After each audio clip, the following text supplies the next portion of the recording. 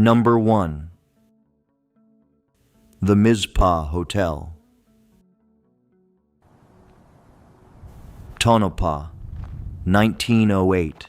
Silver money was still pouring through town when the 5-story Mizpah Hotel opened its doors. Built of stone and brick at a cost near $200,000, it stood among Nevada's tallest buildings and quickly became the place where mine owners, politicians, travelers, and hopeful newcomers crossed paths beneath electric lights and polished wood. The boom did not last forever, but the Mizpah kept the mood of Tonopah's richest years. Its elevators carried guests above the dusty streets, while deals were made in the lobby and news from the mines traveled table to table.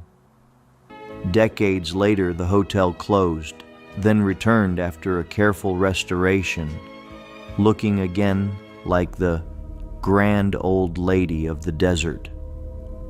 Its best-known legend belongs to the 5th floor.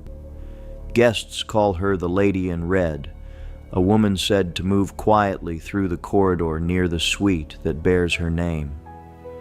Some visitors report a soft, faint whisper close beside the ear, a gentle touch on the shoulder, or a single pearl found on a pillow or nightstand, though no record proves who she was.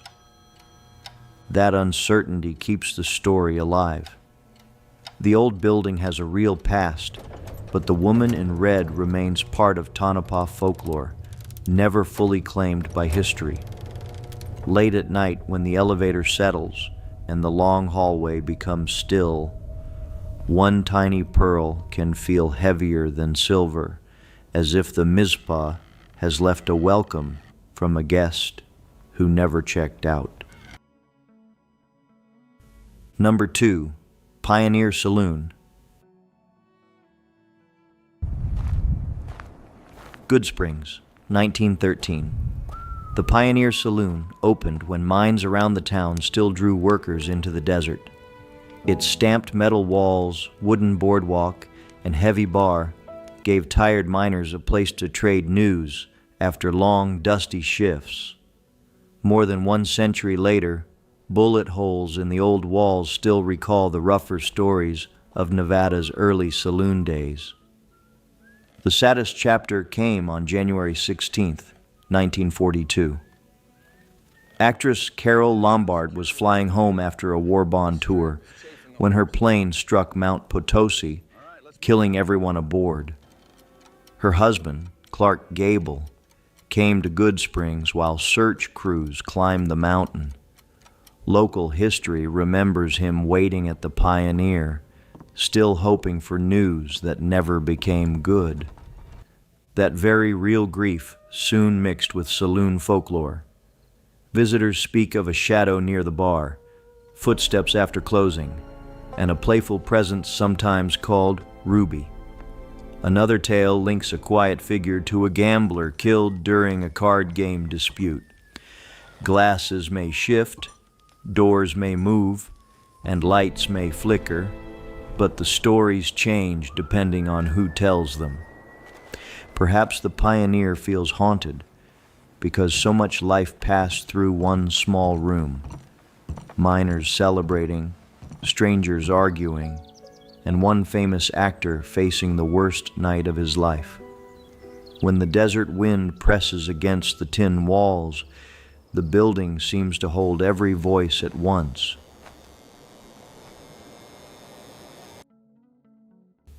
Number 3.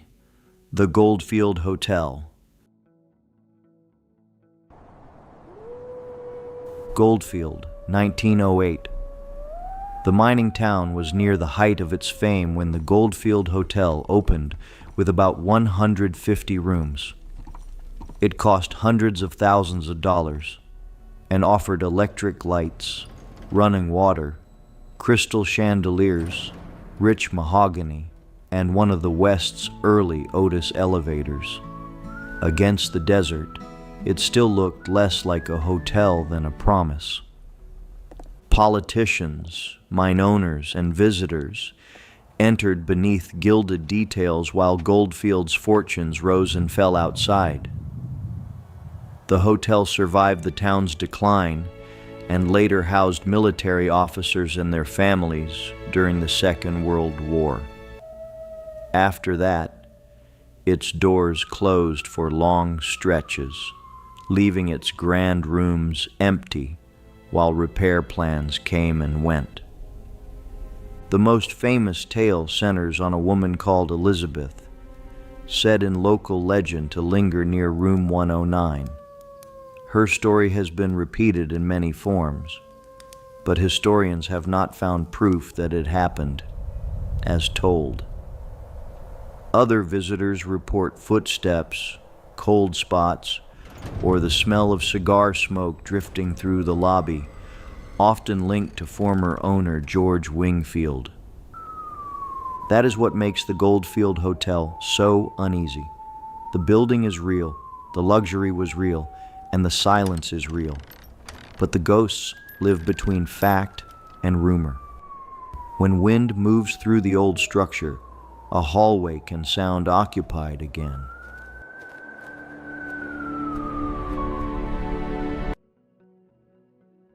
Number 4, Bowers Mansion. Washoe Valley, 1864. Sandy and Ely Bowers completed a mansion that showed what Comstock silver could buy. Their nearby claims had made them among Nevada's first great mining millionaires. After traveling through Europe, they filled the stone house with fine furniture, marble fireplaces, carved wood, and objects meant to impress every arriving guest. Their fortune, however, proved as fragile as a mine tunnel. Sandy died in 1868, and falling income pushed Eiley deeper into debt. By 1876, she had lost the mansion at auction. With all her wealth and family gone, she rebuilt her public life as the Washoe Seeress, using a small stone to quietly tell fortunes and offering predictions to paying visitors. Because Eiley became famous for looking beyond the ordinary world, ghost stories gathered around her former home. Park visitors have spoken of figures in Victorian clothing near the grounds, movement behind upper windows, and soft sounds in rooms that appear empty. No record proves that Sandy or Ely returned, but their long story fills every room. The mansion was restored and preserved, yet its happiest years were brief. That truth gives the legend its quiet power. Silver built the house, loss emptied it, and memory moved back in. At dusk, the stone walls hold light over Washoe Valley. A pair of distant figures can look like the Bowerses walking home, still dressed for a fortune that vanished. Number 5, The Clown Motel. Tonopah, 1985. Leroy and Leona David opened a roadside motel using about 150 clown figures collected by their late father. The bright painted faces soon multiplied. Today, many thousands of painted clowns, dolls, masks, and statues crowd the lobby and guest rooms, turning an ordinary desert stop into one of Nevada's strangest and most famous landmarks. The building would already feel unusual without its neighbor. Just beyond the property sits the historic Old Tonopah Cemetery, opened in 1901 and closed only about a decade later. Its weathered graves include miners, early residents, victims of the 1905 illness remembered as the Tonopah Plague, and men lost in the Belmont mine fire of February 1911. From that history grew stories of footsteps outside rooms, shadows passing the windows, and small figures seen near the graves. Some guests blame the cemetery. Others say the clown collection changes the mood, because hundreds of glass eyes seem to follow anyone crossing the lobby after midnight. The motel welcomes the legends, but none has been proven. That mix of bright paint and real loss is what makes the place hard to forget.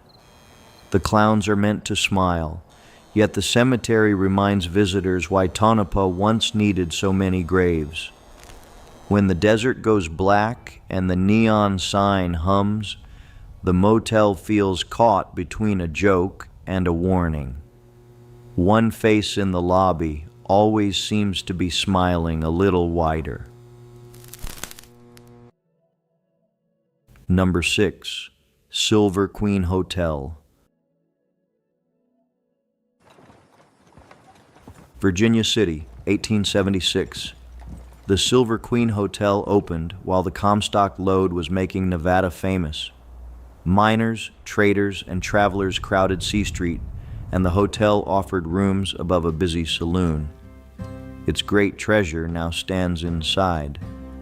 A 15-foot portrait of a woman whose dress was formed from 3,261 shining silver dollars, bright beneath the lamps. The building watched the boom weaken, fires reshaped the town, and generations of guests replaced the first miners. Its old bar remained, and 28 restored rooms kept the hotel alive long after many neighboring businesses vanished. Yet Room 11 became known for someone who, according to local legend, never followed the others out when the hall fell silent. She is called Rosie. The tale describes her as a woman who worked at the hotel during the Comstock years and died in Room 11, although records have not confirmed the story's darker details. Guests report footsteps crossing carpet as if striking bare boards, a turning doorknob, soft voices, or the brief rustle of a long Victorian skirt passing near. No Silver Queen steps down from the great portrait, and no proof settles Rosie's identity. Still, the hotel becomes different after the saloon closes and C Street grows quiet. A stair may creak under no visible foot, then stop at the 11th room. In that pause, Virginia City's grandest years seem close enough to hear breathing behind the door.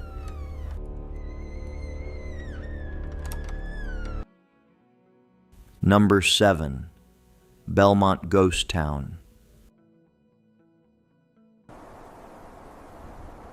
Belmont, 1865. Silver was discovered in the hills, and a camp quickly grew into one of central Nevada's busiest towns. By its strongest years, nearly 2,000 people lived among stores, newspapers, restaurants, saloons, mills, and miners' cabins. Wagons rolled through sagebrush, carrying ore, timber, mail, and fresh dreams of wealth beneath desert skies. Belmont became the Nye County seat, and in 1876 its Italianate courthouse opened above the town. Court cases, elections, and county business filled the brick building. Its halls stayed busy, but mines began closing during the 1880s.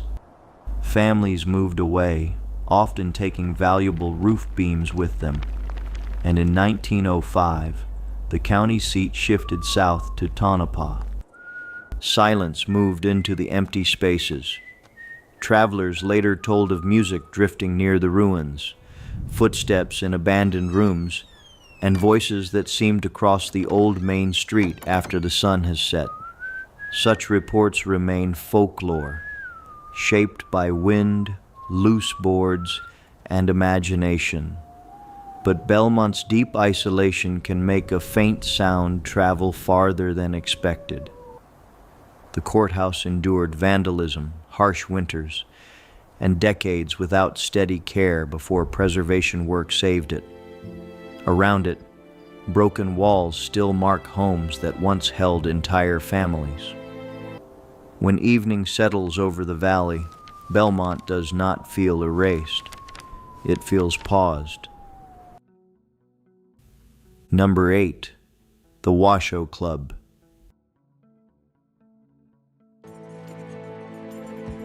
Virginia City, 1875. Wealthy men of the Comstock wanted a private place above the noise of C Street each busy evening. The Washoe Club opened with fine rooms, a library, marble decorations, wine storage, and an elegant billiard room. Membership was meant for millionaires, men whose minds and businesses were shaping Nevada and much of the growing West. Only 4 months later, the Great Fire of October 1875 tore through Virginia City. The club was rebuilt and reopened in 1876, again welcoming powerful guests. John McKay belonged, and visitors associated with the club included Ulysses S. Grant and actor Edwin Booth. As mining faded, membership fell until the private club closed its doors for good in 1897.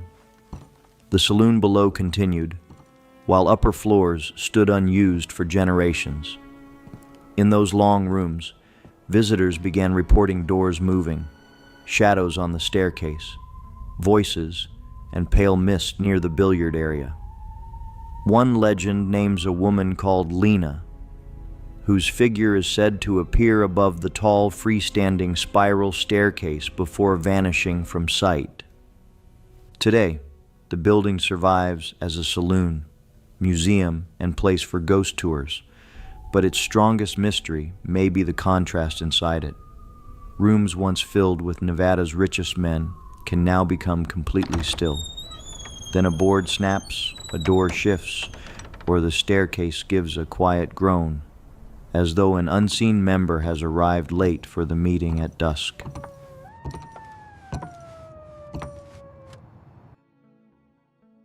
Number 9. McKay Mansion. Virginia City, the 1860s.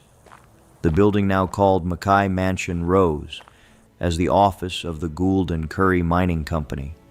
George Hearst played an important role in the company, and the property later became linked to John McKay.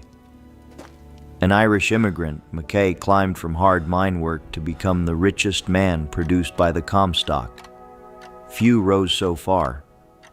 The office became headquarters for McKay, James Fair, James Flood, and William O'Brien, the powerful partners remembered as Silver Kings. From rooms like these, they directed mining work and followed the great ore discoveries beneath the mountain. The house still holds period furniture, mining objects, portraits, and a heavy safe from that wealthy age. Its legends are crowded too. Visitors describe a woman in Victorian clothing, resting in the parlor or walking upstairs, often identified as Mrs. McKay. Other tales name Harriet, a maid who dislikes disorder, and one playful young girl in white near the staircase. Objects seem moved, floors sound occupied, and soft laughter is heard in empty rooms. None of those spirits can be placed in a ledger like silver from a mine. Yet the mansion stands close to the ground where fortunes rose almost overnight, and every preserved room carries that pressure. After a tour ends, the old safe remains shut and the staircase settles. Then one light footstep above can make the whole Comstock story feel awake again. Number 10.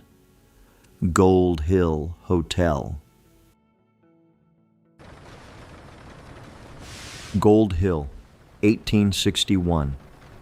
The Reason House began serving travelers near the mines of the Comstock Lode. The settlement was crowded with mills, boarding houses, saloons, and men following ore underground. Now called the Gold Hill Hotel, it is recognized as Nevada's oldest operating hotel, with original stone rooms still facing the narrow canyon beneath the hill. The town's hardest memory came on April 7th, 1869, when fire spread through the Yellow Jacket mine and reached connected workings. Smoke and poisonous gases trapped miners underground. At least 35 men died. The disaster unfolded close to the hotel, whose saloon had welcomed workers after their shifts, making the loss part of the building's history. Room 4 carries a gentler legend. It is known as Rosie's Room, where guests report the sudden smell of fresh roses, personal items placed somewhere new, or a presence moving nearby at dusk. Room 5 is linked to William and the scent of pipe or cigar tobacco. Their identities remain uncertain, and the stories are traditions rather than confirmed records. The old hotel has outlasted the boom, the mine fires, and the shrinking of Gold Hill around it.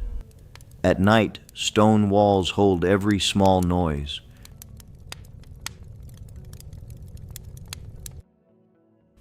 Number 11. Overland Hotel and Saloon. Pioche, 1940s. A fire swept through the old mining town and destroyed the earlier overland near Main Street. From that loss rose the present hotel and saloon, opened in 1945 with an upper porch looking over the narrow road. Though newer than Pioche's first silver rush, it inherited a town shaped by ore, gunfire, hard travel, and sudden fortunes. Pioche had boomed after rich silver discoveries in the 1860s, earning a reputation as one of Nevada's roughest camps. By the time the new overland welcomed guests, the largest crowds were gone, but the saloon remained a meeting place for miners, ranchers, and drivers crossing eastern Nevada. Old photographs and heavy furniture kept the earlier West close inside. Room 10 became the center of the hotel's ghost lore. Guests and workers have described doors opening, lights flickering, water running without warning, and footsteps moving through the hall after everyone has settled. Some call the unseen residents friendly pranksters. The stories are not proven, and even the hotel's owners keep many details quietly guarded. That silence fits Pioche. The town has graves on the hill, mine shafts under the ground, and more stories than records can settle. When the saloon closes, the double porch faces a street that once thundered with wagons. Then a faucet turns, a floorboard bends, and room 10 appears to be welcoming one last traveler who arrived without a horse. Number 12. Middlegate Station. Middlegate, 1859. The Overland Stage Company built a station between two natural cuts in the mountains, known as Eastgate and Westgate. The lonely stop offered water, food, shelter, and fresh animals to people crossing Nevada's vast interior. Beyond its doors stretched miles of open basin where a broken wheel or tired horse could become a real emergency. In 1860 and 1861, Pony Express riders used Middlegate while racing mail between Missouri and California. The service lasted only a brief 18 months, yet its riders became symbols of the West. Afterward, the station continued serving stagecoaches and freight traffic into the early 1900s, then watched the Lincoln Highway and later U.S. Route 50 arrive.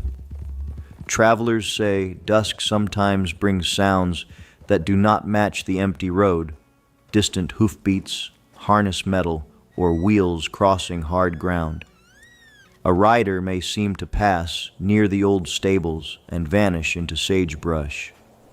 These accounts belong to local folklore, and wind can carry ranch sounds for miles, but the setting makes every faint rhythm feel close.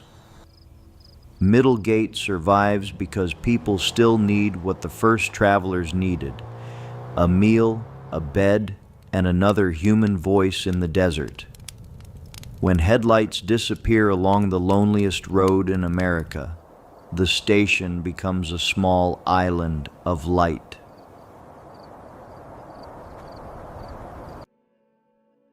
Number 13. Kit Carson Trail. Carson City's Kit Carson Trail follows a blue line for 2.5 miles through the capital's historic west side. Its 48 stops include Victorian homes, churches, hotels, the old U.S. Mint, and buildings tied to Nevada's earliest leaders. Many rose after Carson City became the territorial capital in 1861, and Nevada joined the Union in 1864. The route was once called the Blue Line Trail, but it now honors frontiersman Kit Carson, whose name was also given to the city.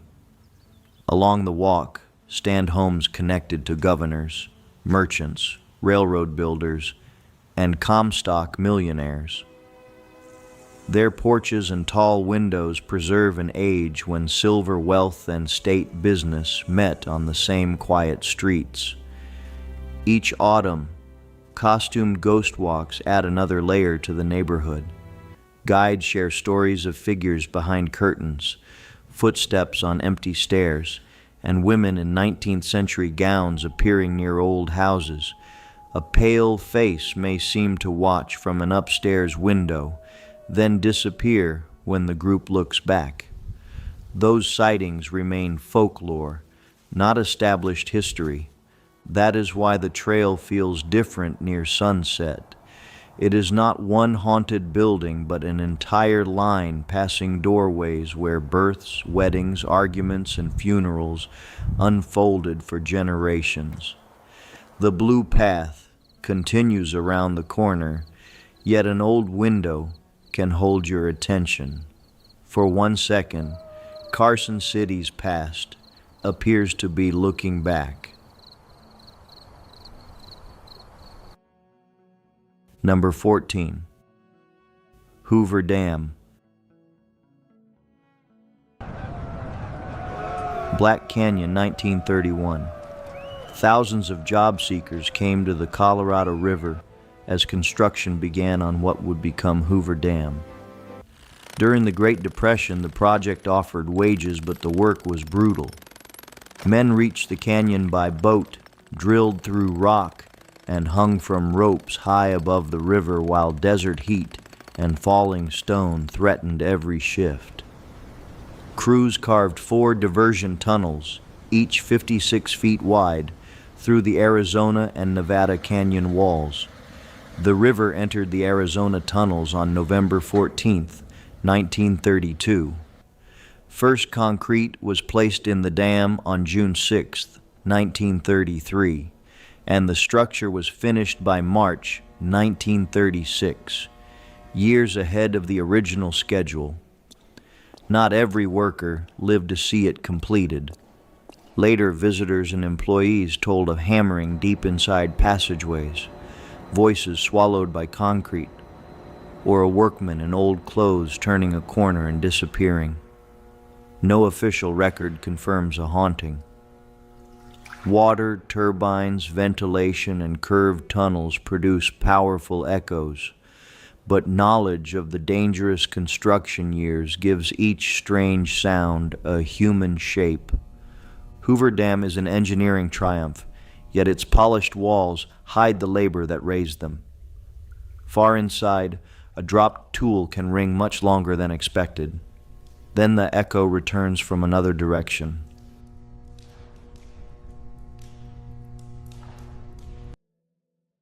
Number 15.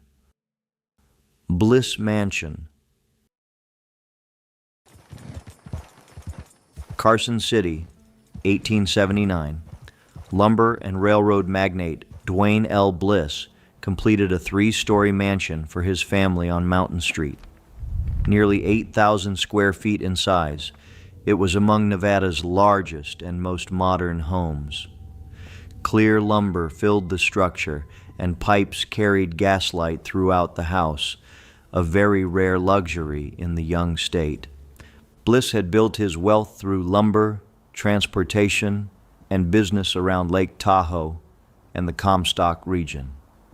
His mansion included broad verandas, 15 rooms, and a third-floor ballroom with a small stage. From there, the family could host guests, while Carson City grew from a frontier capital into a settled community of officials and merchants. The house later gathered stories that its careful owner never truly left. Visitors and neighbors have reported a gentleman watching from the yard, curtains shifting in still rooms, or slow footsteps moving inside. The figure is often called Dwayne Bliss, returning to inspect the home he planned with such pride. These reports remain local lore rather than proof. Perhaps the legend grew because the mansion still looks deeply personal, not like a cold monument. Every window, stair, and carved board speaks of someone choosing how his family should live. At evening, the veranda falls into shadow while the upper glass reflects the sky. Then one curtain seems to move, as though Mr. Bliss has checked the house before night. Number 16.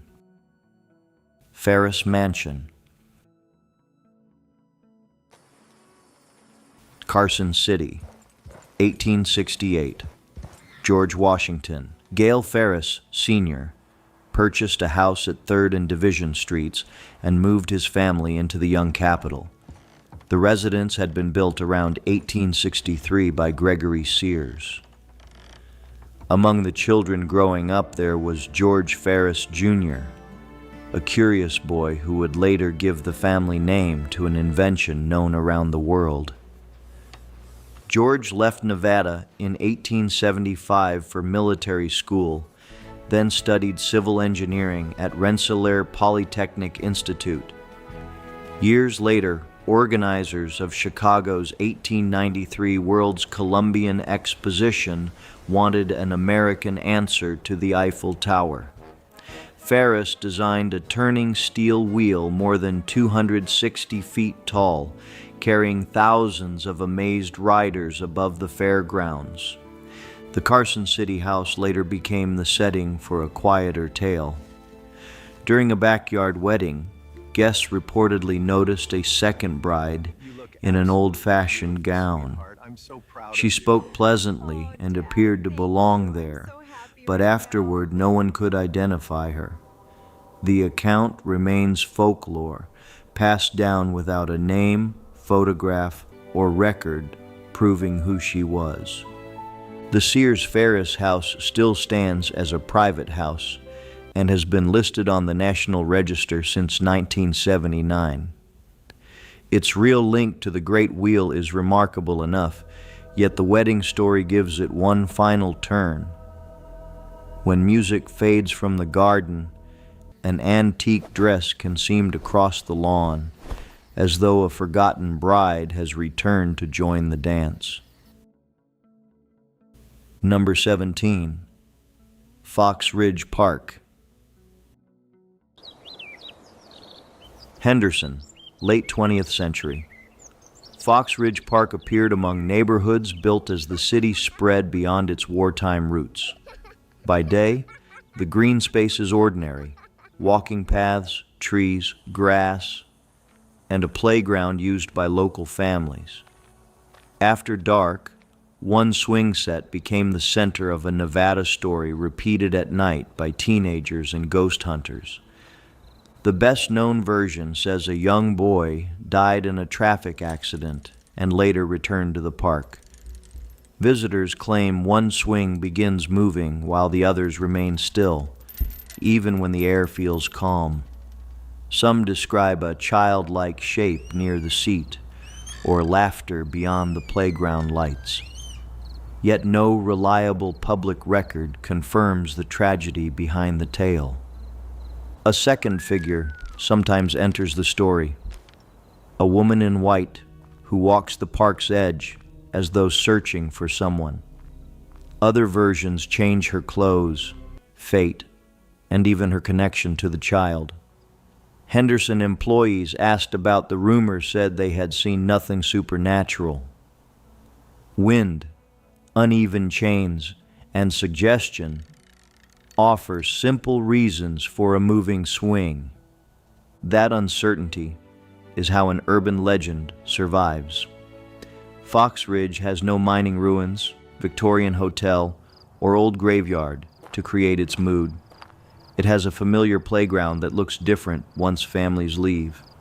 Near midnight, a single creak can travel across the grass, and an empty swing may lean forward, pause, then begin another slow trip through the dark. Number 18. Stokes Castle. Austin, 1896. Banker and mining investor Anson Phelps. Stokes began building a stone retreat on a high ridge above the Reese River Valley. He had admired ancient towers in the Roman countryside and wanted a Nevada version for his family. Local workers raised hand-cut granite with a winch, shaping 3 floors, fireplaces, balconies, and a roof terrace. The castle was completed in 1897, but its grand life was brief. The Stokes family spent about a month there that summer, returned for a few days in October, and visited once more in 1898. After Stokes sold his mining interests, the family left Austin. Furniture disappeared, weather entered the rooms, and the empty tower became a landmark for miles. As years passed, travelers reported lights behind stone windows at night, even though the building had no residents. Others spoke of piano music, drifting down the hill, or movement inside after sunset. No records confirm a ghost or even a piano left in the tower. Moonlight, distant homes, and wind through open spaces can make the ruin seem occupied again. Stokes Castle joined the National Register of Historic Places in 2003 and now stands fenced for protection. Its strongest mystery may be why such effort created a home used for so little time. At dusk, the granite turns dark while Austin's lights appear below. Number 19. Luxor Hotel and Casino. Las Vegas, October 13th, 1993. After about 18 months of construction, the Luxor opened at the south end of the Strip. Its 30-story black glass pyramid held more than 2,500 rooms around an enormous hollow atrium. A giant sphinx guarded the entrance. An indoor Nile ride carried visitors through the resort, and a light beam rose from the pyramid's peak. The hotel joined the theme resort race of the 1990s when Las Vegas builders tried to make each new property feel like another world. 2 22-story hotel towers arrived during a later expansion, while renovations removed some Egyptian features. Yet the slanted walls, angled elevators, long balconies, and open center kept the Luxor unlike an ordinary hotel. Its unusual design helped create ghost stories. Guests have described footsteps in upper corridors, figures seen across the atrium, or a person entering an inclined elevator and no longer being there when the doors open. These accounts are unproven. Echoes cross the hollow space, reflections double in dark glass, and distant guests can appear close. Still, architecture can give a legend somewhere to live. Number 20. Horseshoe, Las Vegas. Las Vegas, December 4th, 1973. The original MGM Grand opened near the center of the Strip as one of the world's largest hotels. Its green exterior, huge casino, grand theaters, shops, and more than 2,000 rooms represented a new scale of Nevada resort. Crowds came to see famous performers and a property designed to feel grand in every possible direction. On November 21st, 1980, a fire began in a ground floor restaurant area and smoke spread through the hotel.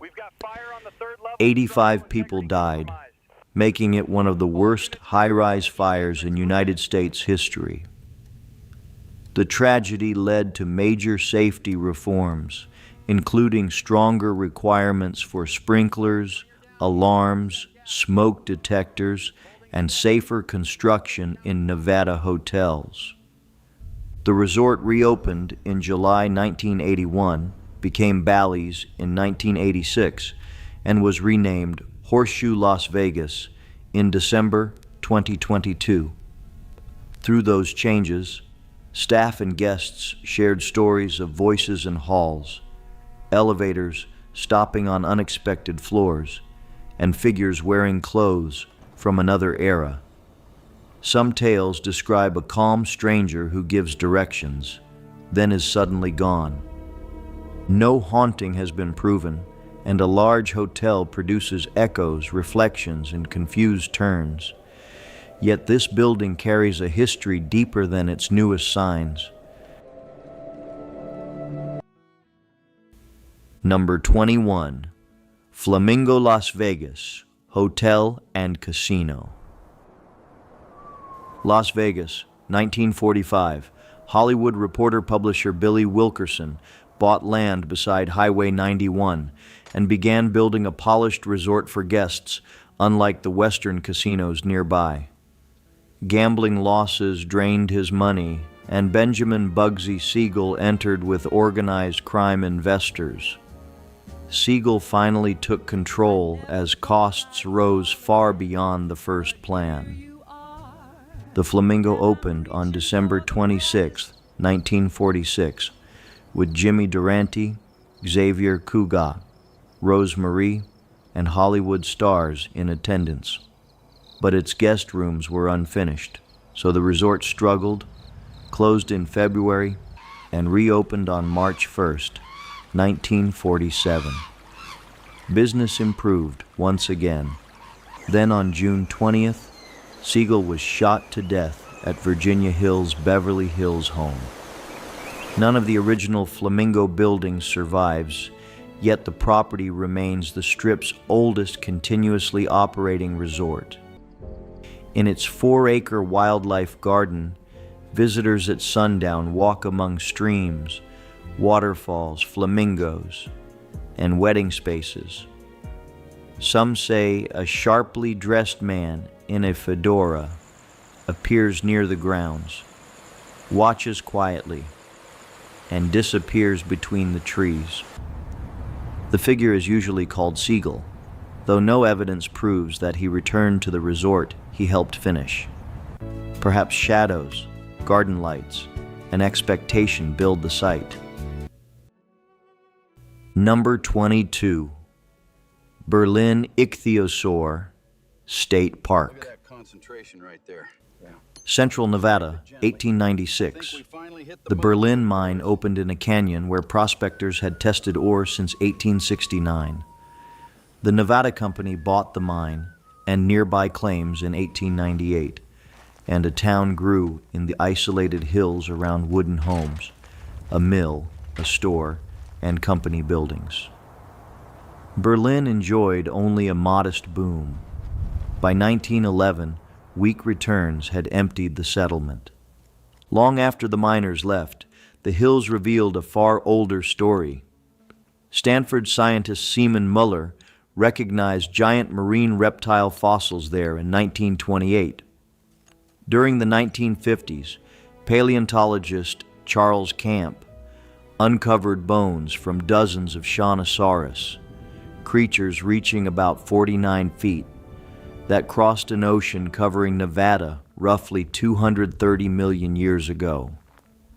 The state park, established in 1957, preserves both the fossils and Berlin's weathered cabins.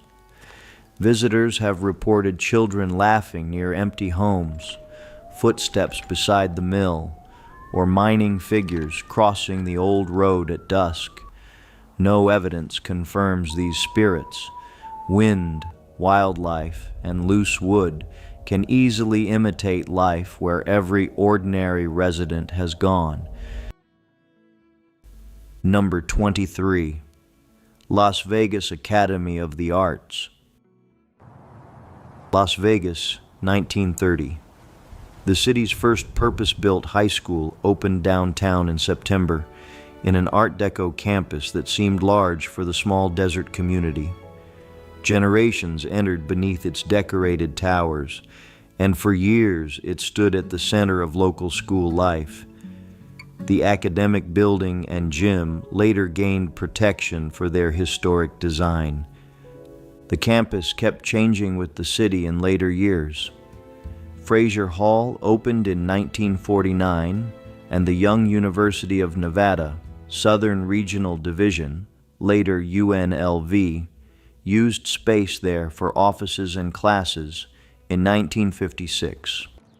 When Las Vegas High moved to a new campus in 1993, the old buildings became the Las Vegas Academy of the Arts, filled with music, dance, and theater.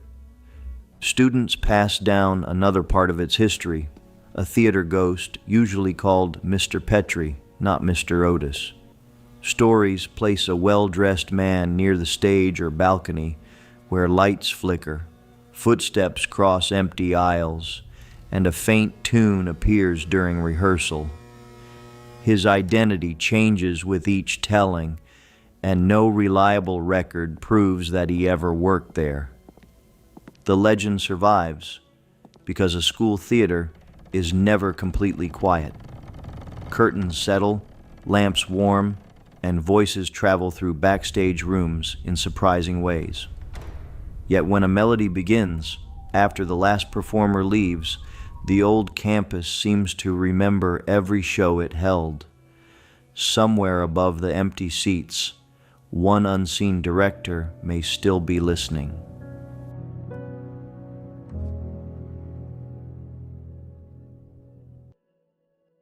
Number 24. Lake Mansion. Reno, 1877. Architect John S. Sturgeon designed an Italianate house for the Marsh family, with wide eaves, a low roof, recessed doors, and a widow's walk. Myron Lake bought it in 1879. His toll bridge and land dealings helped shape the settlement once called Lake's Crossing, which grew beside the railroad into the city of Reno in northern Nevada. The house survived only because residents refused to lose it. Threatened with demolition, it was lifted from its original corner in 1971 and carried 3 miles south. In July 2004, it traveled another 3.1 miles to Court Street. After a new foundation was prepared, it reopened once again in 2005 as the home of Arts for All Nevada and community programs. Local stories describe cold areas, footsteps, unexplained noises, and figures passing through rooms late at night. Some storytellers identify them as Myron or Jane Lake, while others mention only an unknown person near a doorway. No evidence proves who, if anyone, appears there. An old house can crack and settle, especially after being lifted and moved twice. Yet those journeys make the legend unusual. Lake Mansion did not remain where its first memories were made. The entire home crossed Reno and received a new address. Number 25, Gold Canyon Steakhouse. Dayton, 1849. Emigrant Abner Blackburn found a gold nugget near the mouth of Gold Canyon, and miners soon worked the gravel beside the Carson River under a broad western sky. The settlement was first known as Ponderer's Rest, then Gold Canyon or Chinatown. In 1861, it took the name Dayton and became an early milling center for ore from the Comstock lode. Along Main Street, boarding houses, stores, and saloons served miners, freight drivers, and families. Local tradition places the later Gold Canyon Steakhouse inside one of those old buildings.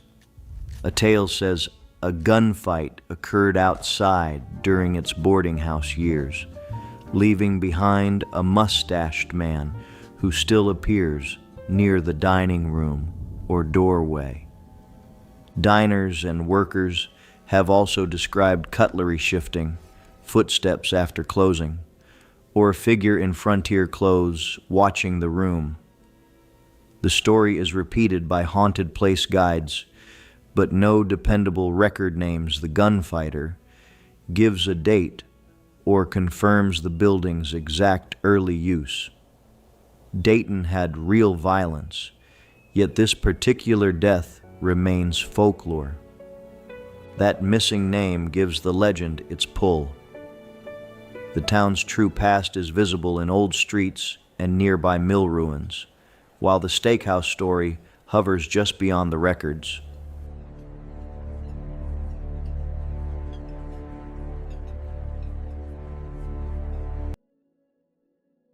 Number 26, Bonnie Springs Ranch. Red Rock Canyon, 1843. A spring-fed stop offered water and rest to wagon travelers moving west through the Mojave Desert.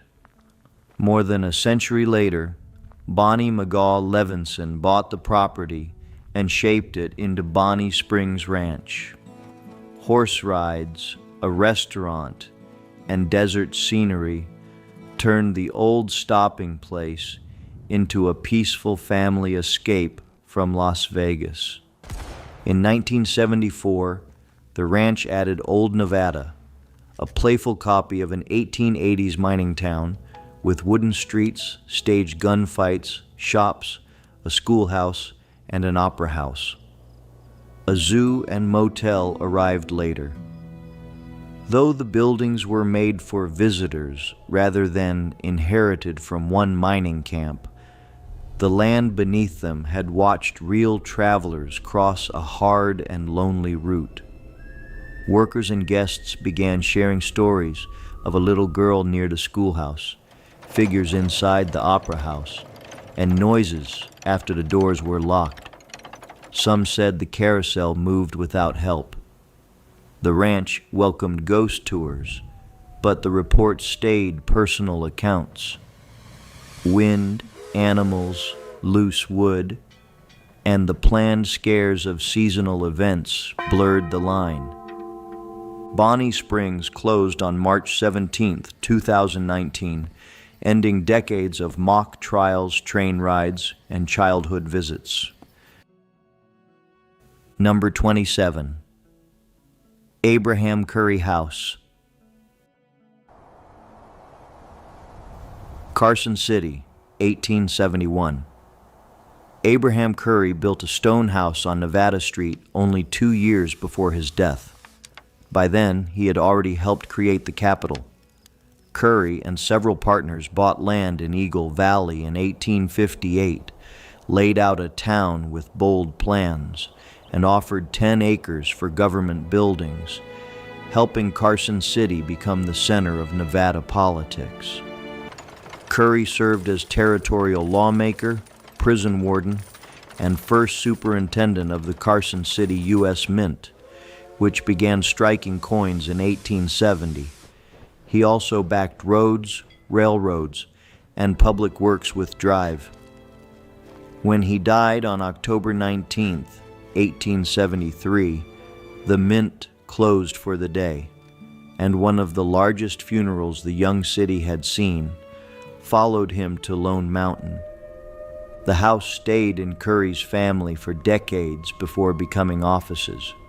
Local lore says its founder crosses the halls in heavy boots, brings sudden cold to rooms, or leaves the faint sense that someone is watching the work. No record proves a haunting, and the private building offers little chance to test the stories repeated on Carson City ghost walks.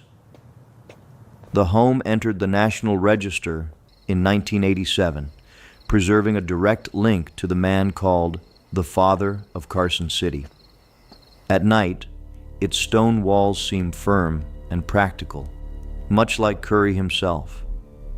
Then a measured step may sound beyond a closed office door.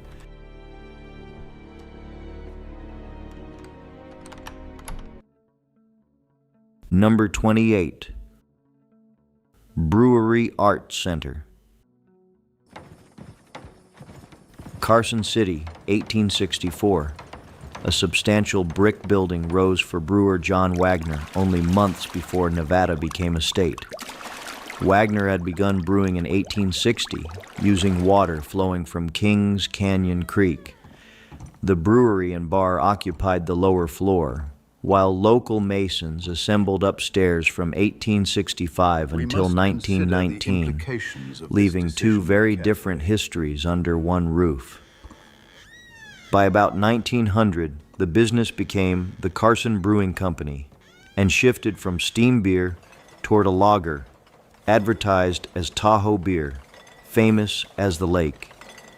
It also bottled mineral water and soft drinks.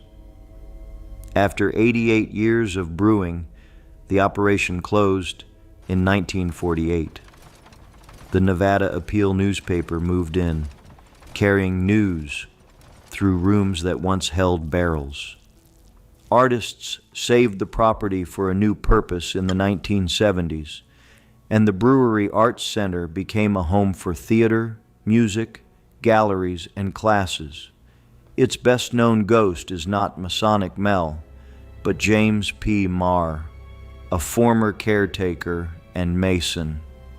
Staff say a neatly dressed man appears and uses small disturbances to remind them to lock doors and switch off lights.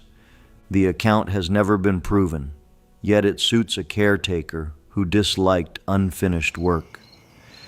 After a performance, chairs stand empty, and the old brick building settles around silent stages.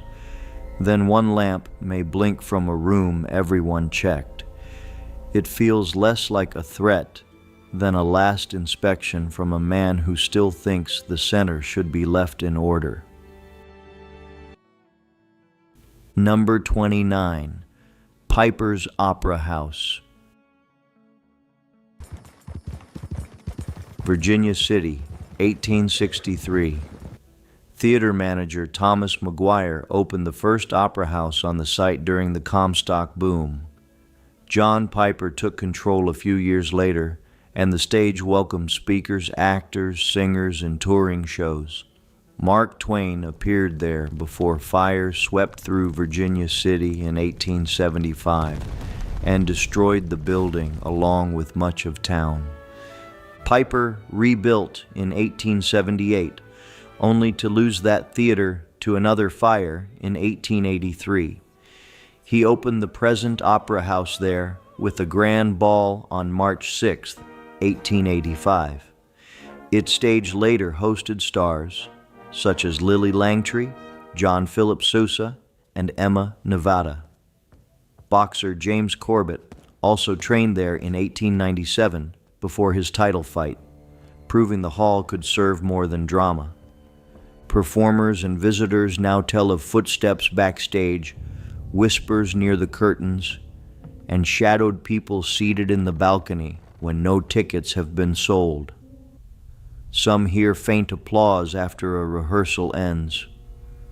The reports remain folklore, encouraged by old wood, theater acoustics, and a century of audiences who laughed, cheered, and waited for the curtain. Piper's survives because people restored it instead of allowing its final silence. On an empty evening, the balcony curves above rows of vacant chairs, while dust turns in the stage lights. Number 30, Nevada Governor's Mansion. Carson City, 1909. Reno architect George A. Ferris designed a neoclassical mansion to serve as Nevada's first official home built for its governor. The project cost $22,700. Acting Governor Denver Dickerson and his wife Una moved in during July, and 2 months later, their daughter June was born there, the only child known to be born inside the residence. For 45 years, Nevada had provided no governor's home, so the mansion became a new symbol of state government. Families lived among formal rooms, a broad porch, portraits, receptions, and constant public duty. 16 first families occupied it between 1909 and 1999, each leaving personal memories inside a building that also belonged to the state. Staff and guests later reported a woman in a long white gown and a young girl moving along the quiet second floor. Folklore identifies them as Una and June Dickerson. Other accounts mention footsteps climbing the stairs, parlor doors opening, and cold air flowing from an antique grandfather clock whose case sometimes swings open without an obvious hand. The stories are unverified, but they are gentle compared with many Nevada legends. If you enjoy this video, please click the like button. And don't forget to subscribe to the channel. See you in the next one.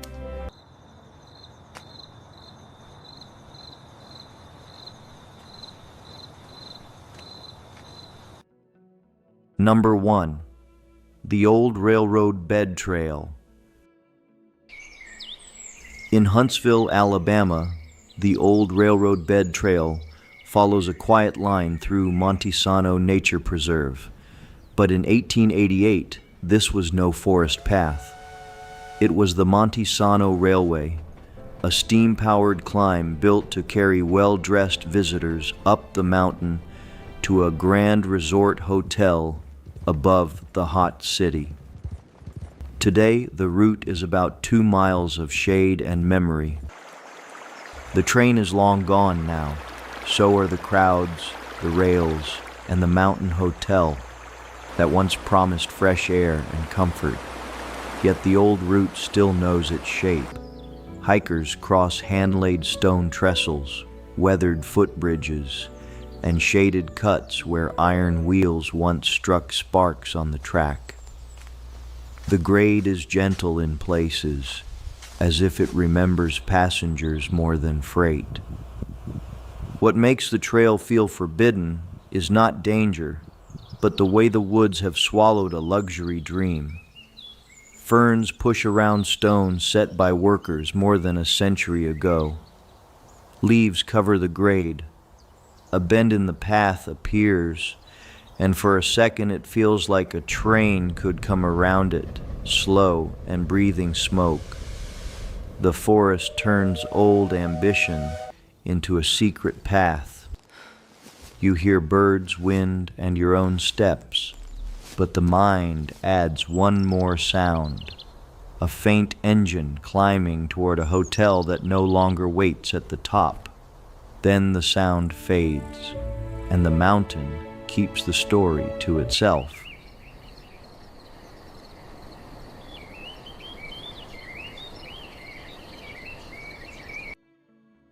Number 2, Stevens Gap Callahan Cave Preserve.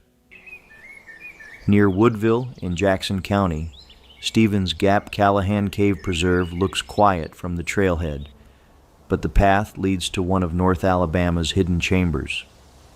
Protected by the Southeastern Cave Conservancy, this 143-foot deep pit is so sensitive that only 25 people may enter each day with a free permit.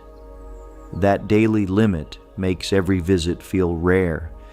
The hike is short, about 1.4 miles round trip, but it changes fast. Trees thicken, stones grow larger, and the ground drops toward a dark opening in the earth. Inside, the cave suddenly widens into a huge room where daylight falls from above, and a waterfall drops more than 100 feet into the deep pit below. The whole chamber seems to breathe cool air. That is why Stevens Gap feels like a place you are borrowing, not owning. There is a walk-in entrance for careful visitors and a separate vertical pit used only by trained cavers. The rules are strict because one careless step can harm the cave, the rare environment, or the people who came to see it. Even silence feels protected there. When the water hits the darkness, the sound fills the chamber like a drum. No town noise reaches that ledge. For a moment, history feels older than people, older than trails, older than names on maps. Stevens Gap does not need a ghost story. The cave itself feels alive, guarded, and unwilling to be forgotten. You leave quietly, as if the earth is still listening.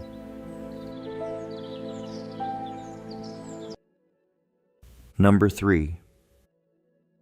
The Canyon Land Park Trails. At Little River Canyon near Fort Payne, the Eberhart Trail drops through stone and forest. But in 1970, this lonely place had music, rides, and excited families. Canyonland Park opened on March 8th of that year with a zoo, campground, put-put golf, live shows, and a chairlift that carried visitors. For 15 years, the park tried to turn the canyon into a mountaintop adventure. Its main attraction was a 1,500-foot-long skylift, a strange ribbon of metal hanging over cliffs and trees. Then, in 1985, Canyonland Park closed, and the mountain began taking everything back. The signs faded first, then the trails changed, and vines found the old bolts. Today, hikers on the steep 1-mile round trip can still find the clues. Concrete chairlift pilings stand in the woods. A metal skylift frame remains. A stone concession stand, strong enough to survive years of floods, sits near the river like a building, waiting for customers who will never come. The river beach nearby is calm, almost too calm. The canyon is beautiful, but the ruins make it feel unfinished. Water moves below, leaves cover the old park, and the trail passes between nature and memory. It is easy to picture laughter above the gorge, then hear only the wind.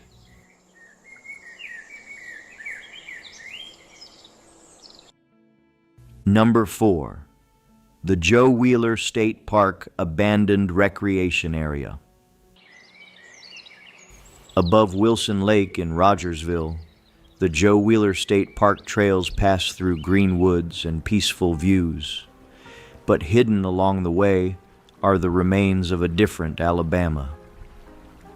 In the 1930s, thousands of workers came to this area to build Wheeler Dam, a Tennessee Valley Authority project that changed the river forever.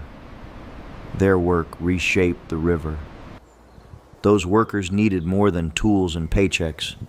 They needed places to rest, gather, and feel human after long days around concrete, steel, and river mud. A recreation area was built nearby, with stonework, steps, walls, and simple spaces where families and workers could breathe outside the noise of construction. It was built for ordinary laughter after hard labor. Now the old recreation area sits silent. Moss covers the stairs, retaining walls sink into the hill. Foundations hide under leaves, and the forest has softened every hard edge. Nothing jumps out at you. Instead, the place reveals itself slowly, one stone at a time, like a page turning in the woods. The lake glimmers nearby, but the ruins stay in shade. The dam still stands, and the lake still shines on, but the little world built for the workers is almost gone now. That is what makes this trail linger in the mind. It is not only a ruin, it is proof that even busy places can become whispers if enough seasons pass over them. The path ends calmly, but the vanished voices seem to remain.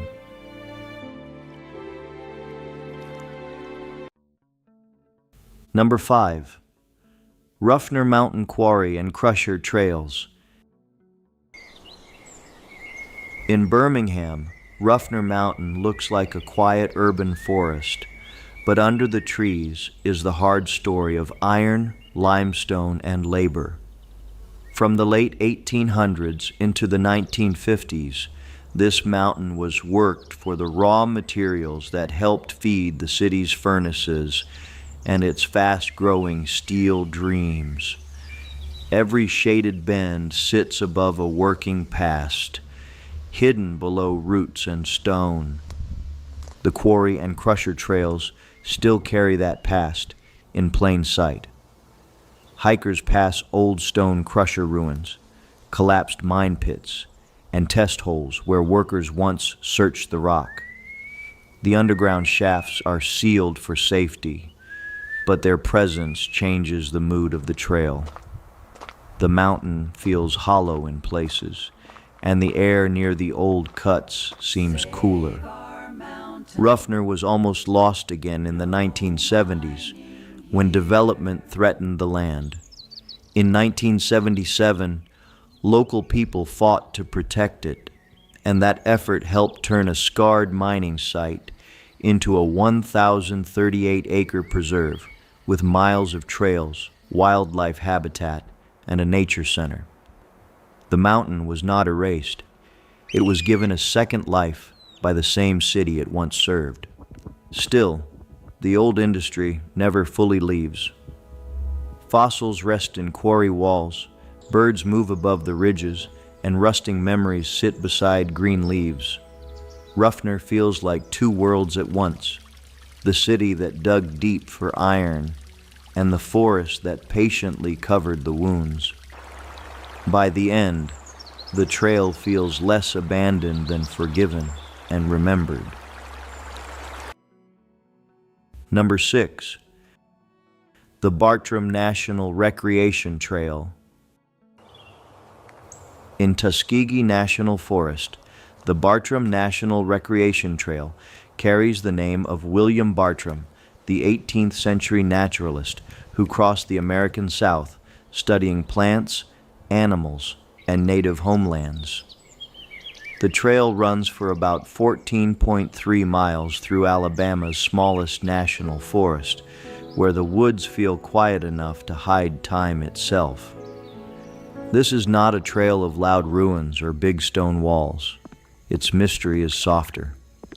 Hikers move through misty pine woods, damp wetlands, and old boardwalks that creak under careful steps. In places, the forest opens into silent clearings, where abandoned structures and old traces of work seem to appear for only a moment before the trees close in again. Bartram wrote about nature with wonder, and that fits this trail. The land feels alive, but not in a friendly, easy way. Water gathers in low places, vines pull at rotting wood, birds vanish into the canopy before you can name them.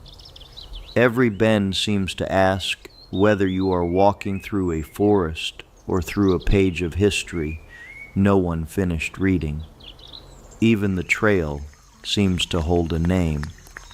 By late afternoon, the path can feel strangely far from the modern world.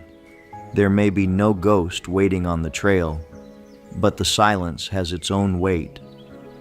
The Bartram Trail reminds visitors that some places do not need a locked gate to feel forbidden. They only need deep woods, old names, and a quiet that follows you back to the road.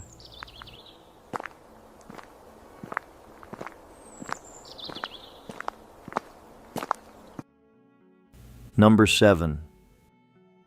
Rippy's Cabin Trail. Deep in Bankhead National Forest, the Sipsey Wilderness feels older than the roads around it.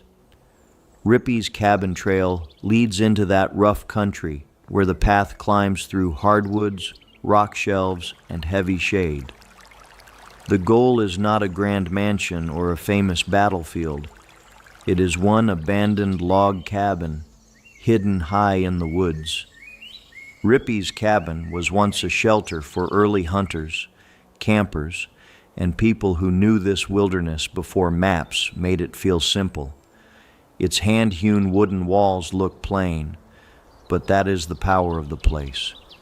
It shows a time when a night in the forest meant carrying your own food, trusting the weather, and listening closely to every sound outside.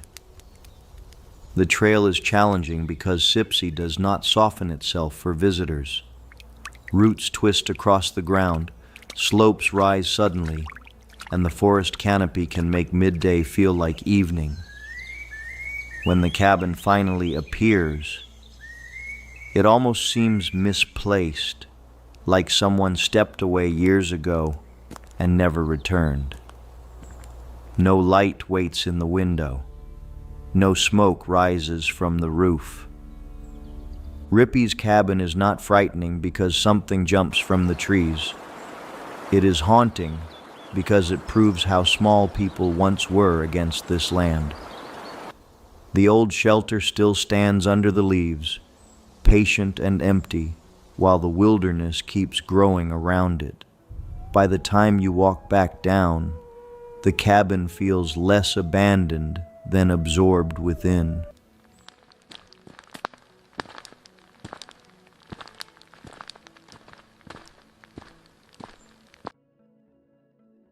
Number 8. Red Mountain Park. Mine number 10 and number 14.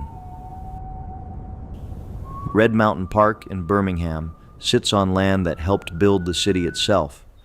Birmingham rose in 1871 because iron ore, coal, and limestone were close together, and Red Mountain held one of the key ingredients. For decades, miners cut into the ridge, hauling out the ore that fed furnaces and turned a young city into an industrial power. Today, the park covers more than 1,500 acres, with over 18 miles of trails, but the old mining world has not disappeared. Along the paths, hikers can reach the huge gated mouths of mine number 10 and mine number 14. The gates keep people safe, yet they also make the openings feel more powerful, like doors to a buried city beneath the trees. Stand near one of those mine entrances and the air changes. A cool draft slips out from the sealed darkness, carrying the feeling of deep stone and hard labor. Men once worked underground here with lamps, tools, and the steady danger of collapse. Above them, Birmingham grew louder. Below them, the mountain gave up its iron one cart at a time. Families now come for fresh air, tree houses, and wide paths. But the ridge remembers its older purpose. Red Mountain is no longer only a place that was mined. It is a place where the city's beginning still breathes through iron gates, cold air, and quiet red earth. The trail ends. but the mountain does not feel finished. It still hums. Number 9. Old Cahaba Prairie and Town Trails. Old Cahaba, near Orville in Dallas County, was once the center of Alabama's future. From 1820 to 1826, it served as the state's first permanent capital, laid out in neat streets where lawmakers, merchants, families, and river travelers expected a busy town to grow. The Alabama and Cahaba rivers made it important, but also dangerous. Floods came often, and the capital moved away after only a few years. Still, Cahaba did not die at once. It remained a river town, then became a place shaped by war, hardship, and change during and after the Civil War. Over time, businesses left, homes emptied, and the once planned streets began to fade into prairie grass and trees. Today, visitors can walk or bike the old town grid, and the silence is the first thing they notice. A brick chimney stands without its house. Columns rise from the grass with no roof above them. Cemeteries sit quietly beside the trail, holding names from the years when Cahaba still had voices, doors, porches, and smoke rising in the morning. It was not destroyed in one dramatic moment. It was slowly outlived by water, politics, war, and time. The trail does not need to invent a mystery. The mystery is already there. How can a capital city disappear so completely that only its streets remember where people once walked? At sunset, even the grass seems to answer under the wind.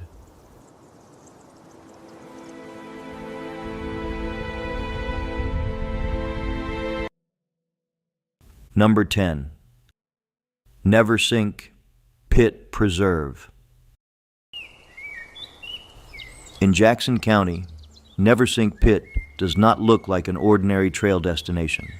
It is a 162-foot deep limestone sinkhole protected by the Southeastern Cave Conservancy because the walls hold a rare, delicate world. Visitors cannot simply wander in whenever they choose. Access is limited by permit, and that rule is part of what protects it. The path leads to an edge where the earth suddenly opens, round and green, like a hidden garden dropped straight into stone. Waterfalls spill down the sides after rain, and mosses, ferns, and wild plants cling to ledges that stay cool and damp. Some of those fern species are rare and endangered, which makes careless footsteps more than a mistake. Never Sink feels forbidden because it is beautiful and fragile at the same time. Experienced cavers may know the deeper world below, but most visitors come to stand near the rim and look down into light, shadow, and falling water. The pit does not feel empty. It feels layered, with every ledge holding another small life that depends on quiet protection. When the wind moves across the opening, the leaves shift and the pit seems to whisper upward. There is no town noise, no easy answer, and no reason to hurry. Never Sink reminds hikers that some places must stay partly out of reach to survive. The mystery is not what waits at the bottom. It is how something so open can still feel so deeply hidden and strangely alive. Number 11. Old St. Stephen's, Historical Park Trails. Old St. Stephen's Historical Park in Washington County sits where Alabama's frontier once felt wide open. Before Alabama became a state in 1819, St. Stephen's served as the capital of the Alabama Territory. Boats came up the Tombigbee River, officials walked dusty streets, and settlers believed this town would keep growing. But frontier success could vanish quickly. By the 1820s, the capital had moved, river traffic changed, and families began leaving for better land and newer towns. What had once been a busy place of stores, homes, and government buildings slowly emptied. The forest did not rush in. It waited, then took one corner at a time. Today, the park trails lead through that lost town with a quiet that feels almost careful. Visitors pass old graves, the limestone quarry, and archaeological areas where foundations are still being uncovered. Each ruin feels like a clue. A stone here, a broken outline there, and suddenly the woods become a street again in the mind. Even the river sounds like an old road. St. Stephen's in Alabama is haunting because it was once important, then almost forgotten. No single disaster ended it. Time simply turned the capital into a whisper beneath trees. When the trail bends past the old town site, it feels like people have just stepped away from their porches, leaving the river and the forest to finish telling the story. The place still feels paused beside every bend.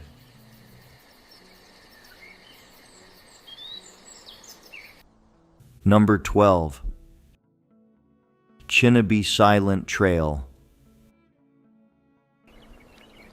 The Chinnabee Silent Trail begins near Lake Chinnabee in the Talladega National Forest, where water, pine trees, and steep ridges meet.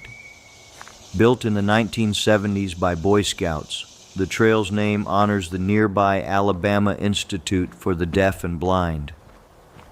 From the start, it carries both outdoor beauty and quiet human purpose. The early miles pass through an abandoned 1970s campground, where old stone fire rings and unused shelters sit under the trees. Then the path follows Chinnabee Creek toward rougher country.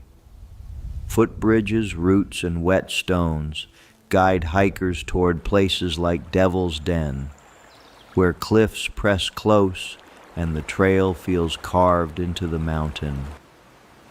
Farther on, the route reaches Cheaha Falls Shelter and the creek crossing near a wide rock slab where water drops into a clear pool. The final miles beyond Turnipseed Campground grow much steeper, climbing through boulder fields toward the Pinhoti Trail. By then, the easy lake walk has become a test of legs, weather, and patience. The trail is not silent because nothing lives there. It is silent because the forest lowers every sound. Water speaks softly, leaves move overhead, and the abandoned campground seems to listen as people pass. By the end, the trail feels less like a path through the woods and more like a memory kept under the pines. The silence stays behind you, soft and close.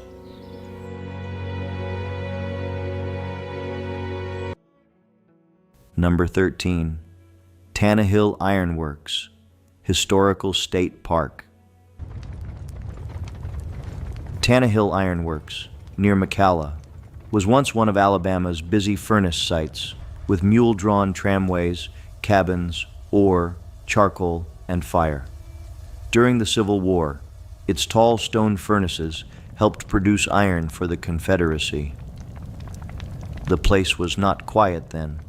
It would have been smoke, heat, hammering, and workers moving through dust. That noise ended in 1865, when Union cavalry under General James H. Wilson moved through Alabama and destroyed important industrial sites. Tannehill's furnaces were damaged during that campaign, and the iron works never returned to its wartime purpose in the same way. A place built to feed war was left for weather, creek water, and time. Today, the trails at Tannehill lead past massive stone furnaces that still stand beside Roop's Creek. They look almost like ancient towers, but they belong to a very real American story. Hikers can also pass old tramway routes, historic cabins, and wooded paths where ore and charcoal once moved toward the roaring furnaces. The stones still look burned. Children visit, families walk, and the creek keeps running beside stones once tied to war. Tannehill does not feel scary in a loud way. It feels heavy because it shows how fire can become silence.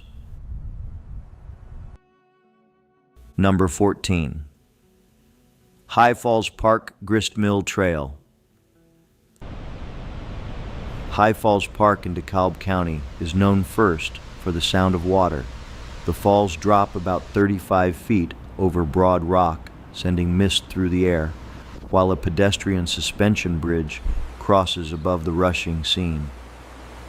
Nearby, a natural rock bridge stretches across the landscape, making the whole place feel shaped by older hands than ours.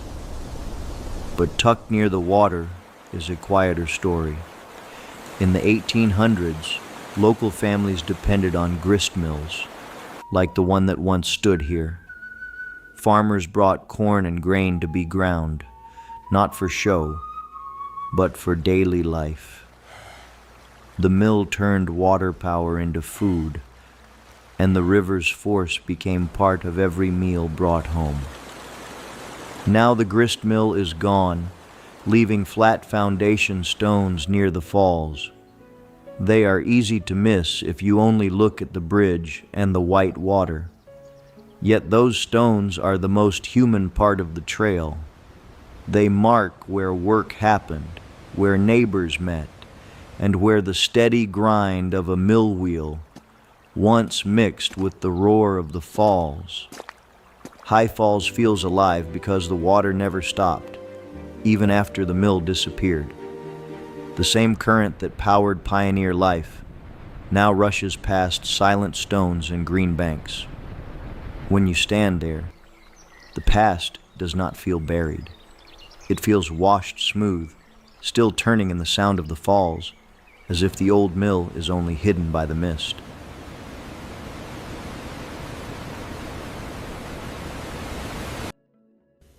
Number 15. The Old Salt Works Trail. In Clark County, the Old Salt Works Trail leads into remote pine woods and swampy ground where Alabama's Civil War history hides far from town. Salt may sound simple today, but in the 1860s it was vital. Without it, families and armies struggled to preserve meat and food in a hot climate with no modern refrigeration. That need made salt wells and boiling sites important. Workers drew briny water from the earth and boiled it in huge iron kettles until salt remained.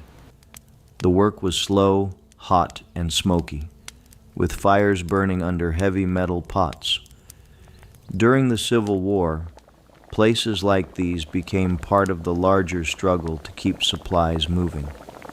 Salt could decide supper, storage, and survival. The trail is rough and overgrown in places, which fits the story. Massive rusted kettles, brick ruins, and old masonry sit in the woods as if someone walked away and never came back.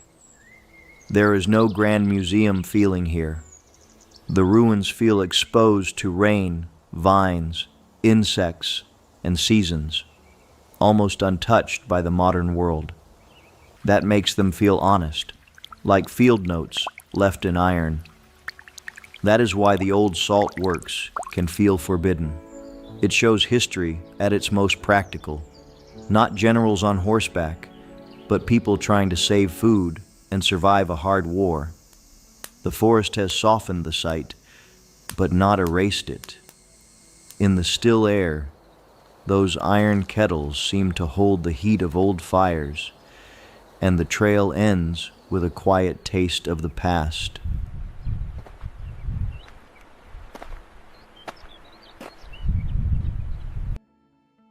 Number 16. Fort Morgan Cemetery and Nature Trails.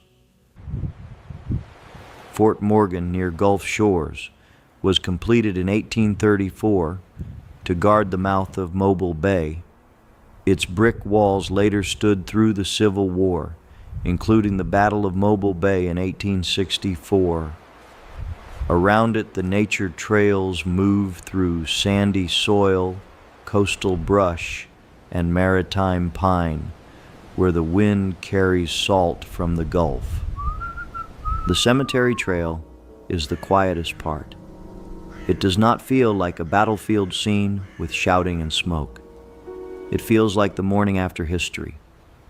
Simple markers rest near the old fort, and the path slips between dunes and trees where soldiers once watched ships, storms, and the wide water. Every step feels watched by the coast itself. Local stories speak of ghostly sentries still keeping their posts around Fort Morgan. Some visitors say the fort feels different near evening, when the sun drops low and the long walls turn dark. Maybe it is only wind through old brick. Maybe it is the weight of men who spent lonely nights waiting for danger across the bay, far from home. That is why this trail feels forbidden, in a gentle but powerful way.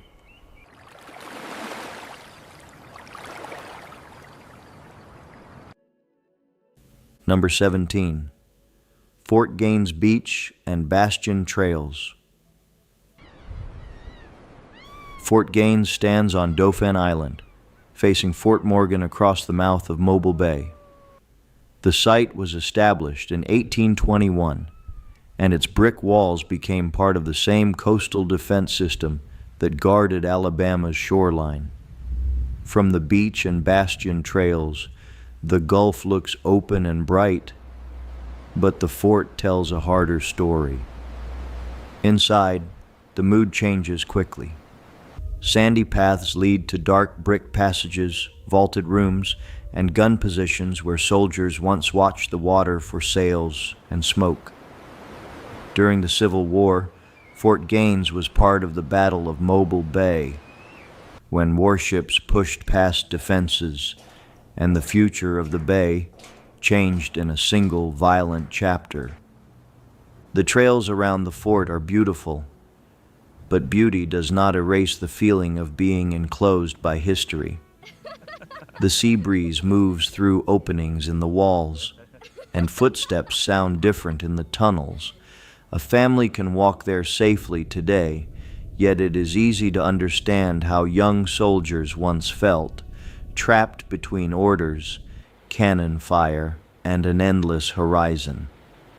By sunset, Fort Gaines in Alabama feels like two places at once, a peaceful island landmark and a brick memory facing the Gulf.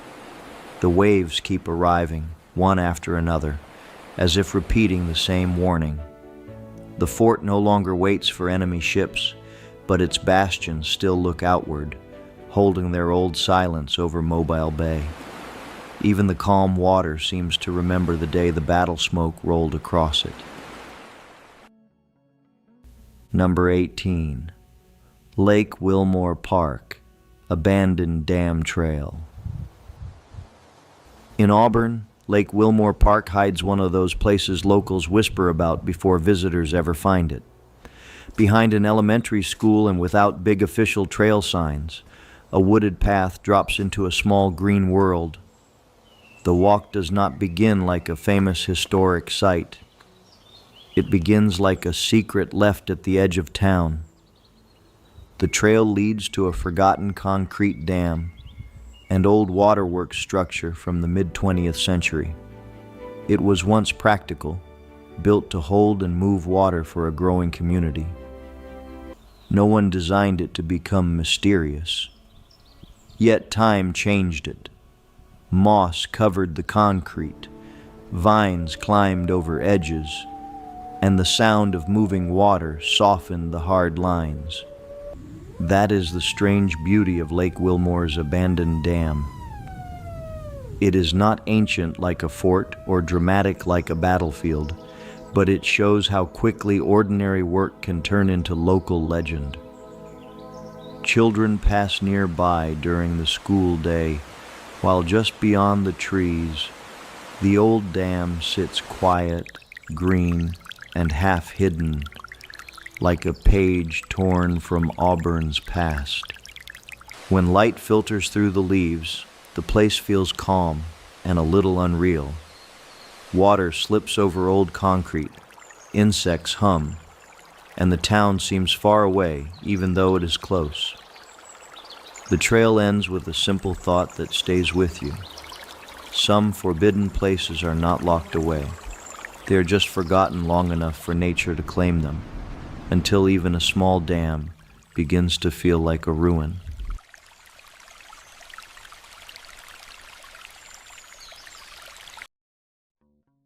Number 19. The Walls of Jericho Gorge Trail.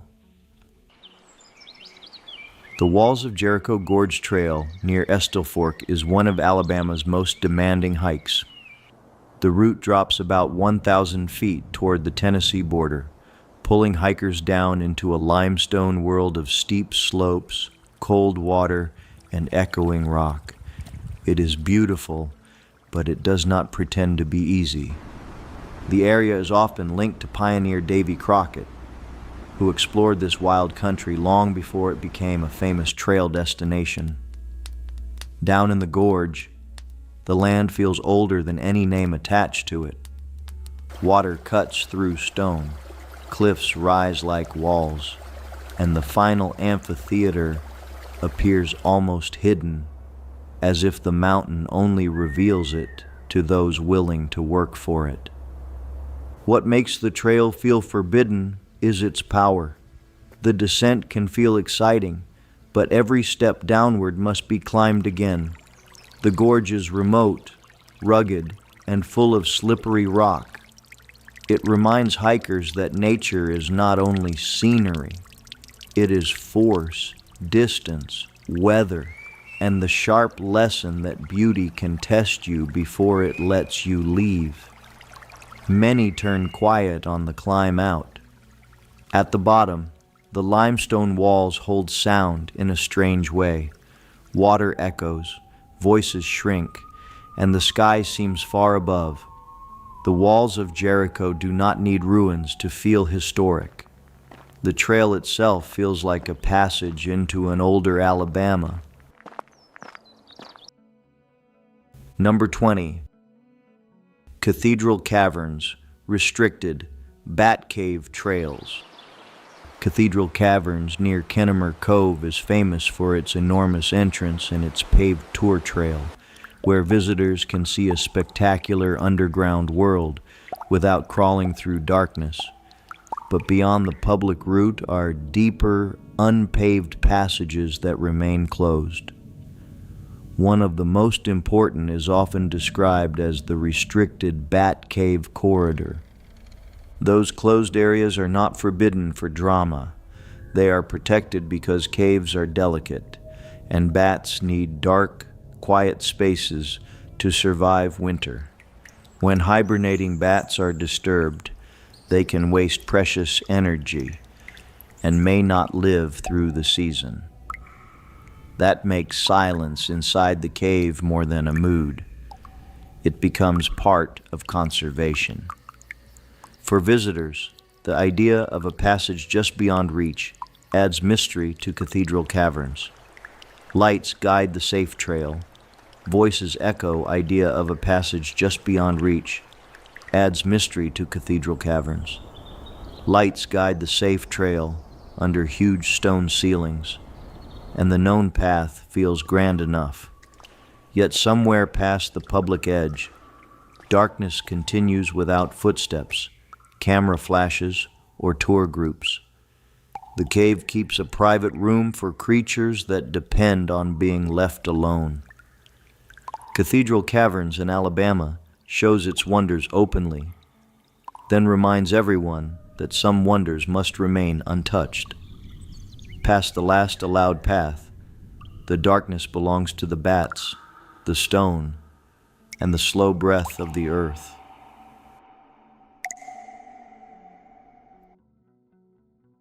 Number 21. Claiborne Ghost Town and Landing Trail. Claiborne once stood in Monroe County as one of Alabama's busiest river towns. In the early 1800s, paddle wheelers pushed along the Alabama River, carrying cotton, supplies, mail, and travelers. Stores, churches, homes, and warehouses grew near the landing, and for a time Claiborne looked like a place that would last. River towns depended on movement, and Claiborne lived by the water. Boats arrived with news and left with cargo, while families built lives close to the banks. But roads, rail lines, changing trade routes, and new towns slowly pulled business away. What had once been crowded with wagons and voices began to thin, then fade into shade. Today, the Claiborne Ghost Town and Landing Trail moves through hardwood forest where streets once ran. Most of the town is gone, swallowed by roots, leaves, and time. A quiet cemetery remains, along with the lonely path down toward the river landing. The trees do not announce what disappeared. They simply stand where people used to hurry. That is what makes Claiborne feel so haunting. It was not a myth or a campfire tale. It was a real town, busy and hopeful, until the world changed around it. Now the river still moves past the old landing, carrying light and shadow over the same water. At dusk, the trail feels less like a walk through woods and more like entering a city that forgot to stay visible, but not completely gone from memory anymore. Number 22. CCC Quarry Trail at DeSoto State Park. At DeSoto State Park near Fort Payne, the CCC Quarry Trail leads into a quiet piece of Great Depression history. In the 1930s, young men of the Civilian Conservation Corps came here to work, earn wages, and help build public parks when jobs were hard to find. Their labor-shaped trails, cabins, and the park's first lasting structures. The quarry they used was not a factory with loud machines and easy roads. Workers cut sandstone by hand, lifting and shaping the greenish rock that became part of the park's lodge and cabins. It was hard work in the open air, with hammers, chisels, sweat, and the steady hope that a day's pay could help families back home. Today the old quarry sits silent, often holding water like a small hidden basin. Ferns grow along the edges, trees shade the stone, and the marks of human work blend into the mountain. The trail does not shout its history. It lets visitors discover it slowly by noticing squared rock, still water, and walls that look too straight to be natural. That quiet is what makes the CCC quarry powerful. It is not only an abandoned pit, it is a reminder of young men building beauty during a hard national time. Their camp noise is gone, but the park still carries their hands in its stones. By the end of the trail, the quarry feels like a mirror, reflecting both forest and memory in the same dark water, still, deep, and quietly thankful for their hands. Number 23. Cahaba River, Gillespie, Preserve Mining Trails. The Cahaba River Gillespie Preserve in Shelby County sits on land tied to the old Cahaba coal field. Long before the trails grew quiet, This part of Alabama held mines, tramways, and rough work routes used to move coal through the hills. The forest that looks peaceful today once helped feed a growing industrial region. Coal mining changed the land in practical ways. Rails were laid, wagons moved, earth was cut, and piles of waste rock and coal slag marked the places where people had worked underground or nearby. It was not glamorous history. It was labor, risk, mud, smoke, and the long pull of fuel needed for towns, trains, and furnaces. Now the preserve feels almost gentle. Hikers follow wooded paths where old rail corridors and tramway beds are easy to miss unless they know what to watch for. Mounds of coal slag slowly break down under leaves. The Cahaba River moves close by, clear and living, while the remains of mining sink back into the soil around it. That contrast gives the trail its mystery. The river seems to heal what industry left behind, but it never fully erases the past. A shadowed cut in the ground, a strange mound, or a flat old root can suddenly reveal the coal field beneath the greenery. Gillespie Preserve feels like a place where nature is not hiding history. It is carrying it quietly, one season at a time, beneath the trees, beside the river, where silence does the remembering.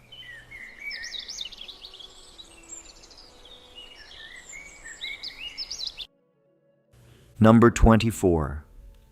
Dismal's Canyon Night Trail. Dismal's Canyon near Phil Campbell feels older than almost anywhere around it. Its sandstone walls, mossy rocks, bridges, and narrow paths make the gorge seem prehistoric, as if the modern world stopped at the rim. By day, visitors can walk the trails and watch water move through a cool green maze of stone. But the canyon becomes most famous after dark. Unguided night hiking is forbidden, not to scare visitors, but to protect one of Alabama's rare natural wonders, the Dismalites. These small glowworms live in the damp canyon and shine with a soft green-blue light, turning the rock walls into something like a sky full of stars. That glow is fragile. Too much noise, careless steps, or bright lights can disturb the habitat that lets the Dismalites survive. For that reason, night visits must be guided and controlled. The rule gives the canyon a special feeling. Darkness is not treated like a playground there. It is treated like a living room for creatures that need it. When the lights appear on the canyon wall, the place no longer feels ordinary. The glow is quiet, tiny, and unforgettable, like the land is speaking in sparks. Dismal's Canyon proves that a forbidden trail can be forbidden for a beautiful reason.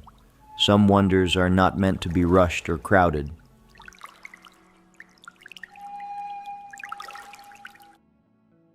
Number 25. The Old Town of Bellefonte Trail.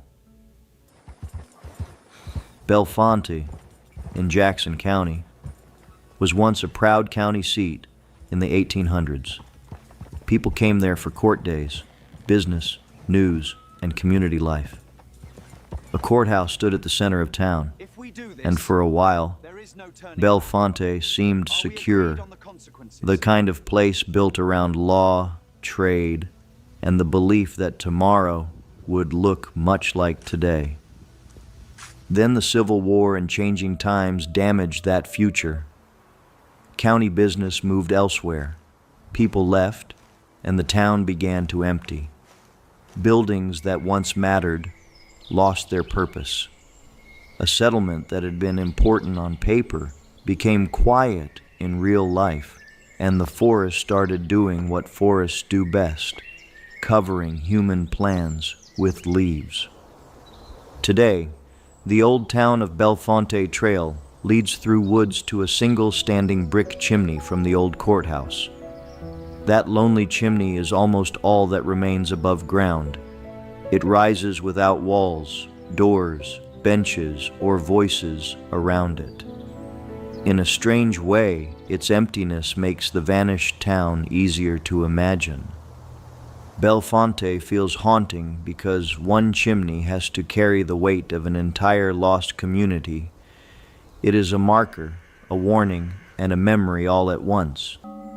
The trail is calm, but the story is not small. A county seat disappeared, and the forest kept only one brick witness standing in the shade.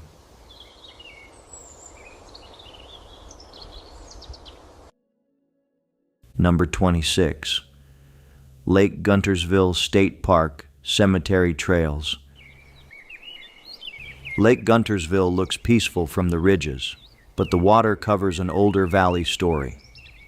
In the 1930s, the Tennessee Valley Authority changed the Tennessee River by building dams and creating reservoirs. Communities, farms, roads, and lowland homesteads were reshaped forever as the lake rose over the old river country. Not everything could simply vanish underwater. Family cemeteries on higher ground were protected, while many low areas were flooded. That is why trails in Lake Guntersville State Park can lead hikers to quiet pioneer graveyards overlooking the lake. The markers feel far from the busy marina, yet they belong to the land before the reservoir. The trail's mystery comes from that contrast. Below, boats cross a lake made by modern engineering. Above, old graves rest where families once looked across fields instead of water. The names on the stones remind visitors that this was not always a park view. It was home, work, memory, and loss before it became shoreline. At sunset, the lake glows like glass, and the cemetery paths turn still. Nothing dramatic has to happen for the place to feel haunting. The story is already in the hills. A valley changed, a river controlled, and a few family resting places left above the flood like quiet witnesses. The water moves below them, but the old names remain, watching over a shoreline that did not exist when they were carved.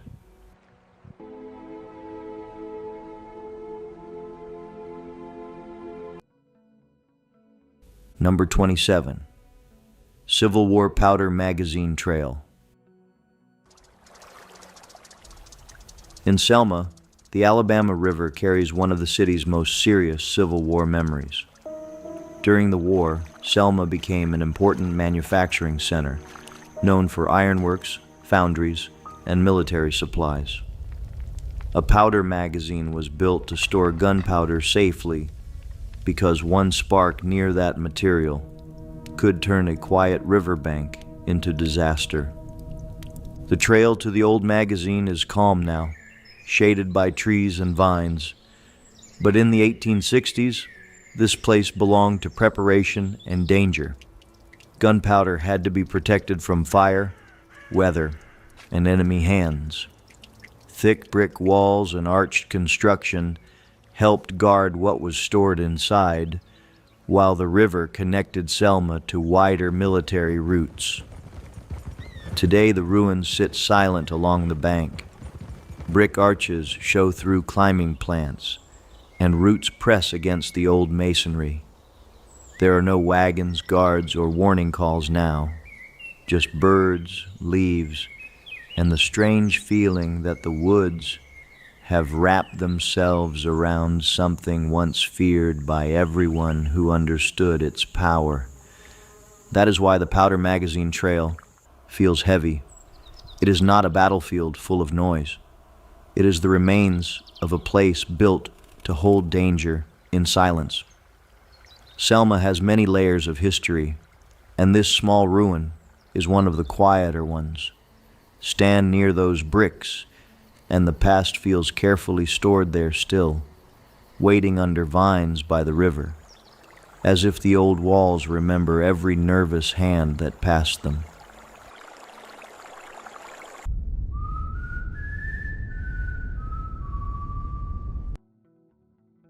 Number 28, Hurricane Creek Park, Gorge Trails. Hurricane Creek Park in Cullman drops into a rocky world of cliffs, caves, natural bridges, and narrow passages.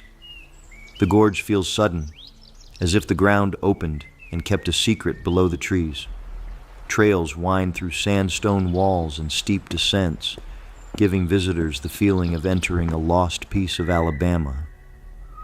The park's caves and rock shelters are part of what makes the place exciting, but also why caution matters. Some openings are restricted to protect hikers and local bat habitats. That rule gives the trail a forbidden feeling, not because the land is trying to scare people, but because the gorge has fragile spaces that should not be disturbed. As hikers move through the park, the air changes near the stone. It feels cooler under the cliffs, and voices bounce back in strange ways. Roots cling to ledges. Water slips through the rocks after rain. Every turn offers another shape.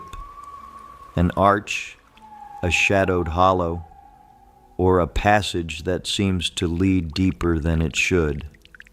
It is a reminder that wild places still exist close to towns, waiting behind green walls. The gorge is beautiful, but it asks for respect. Some paths are open, some spaces are not, and the stone seems to know the difference. It keeps its oldest rooms in shadow, where bats sleep.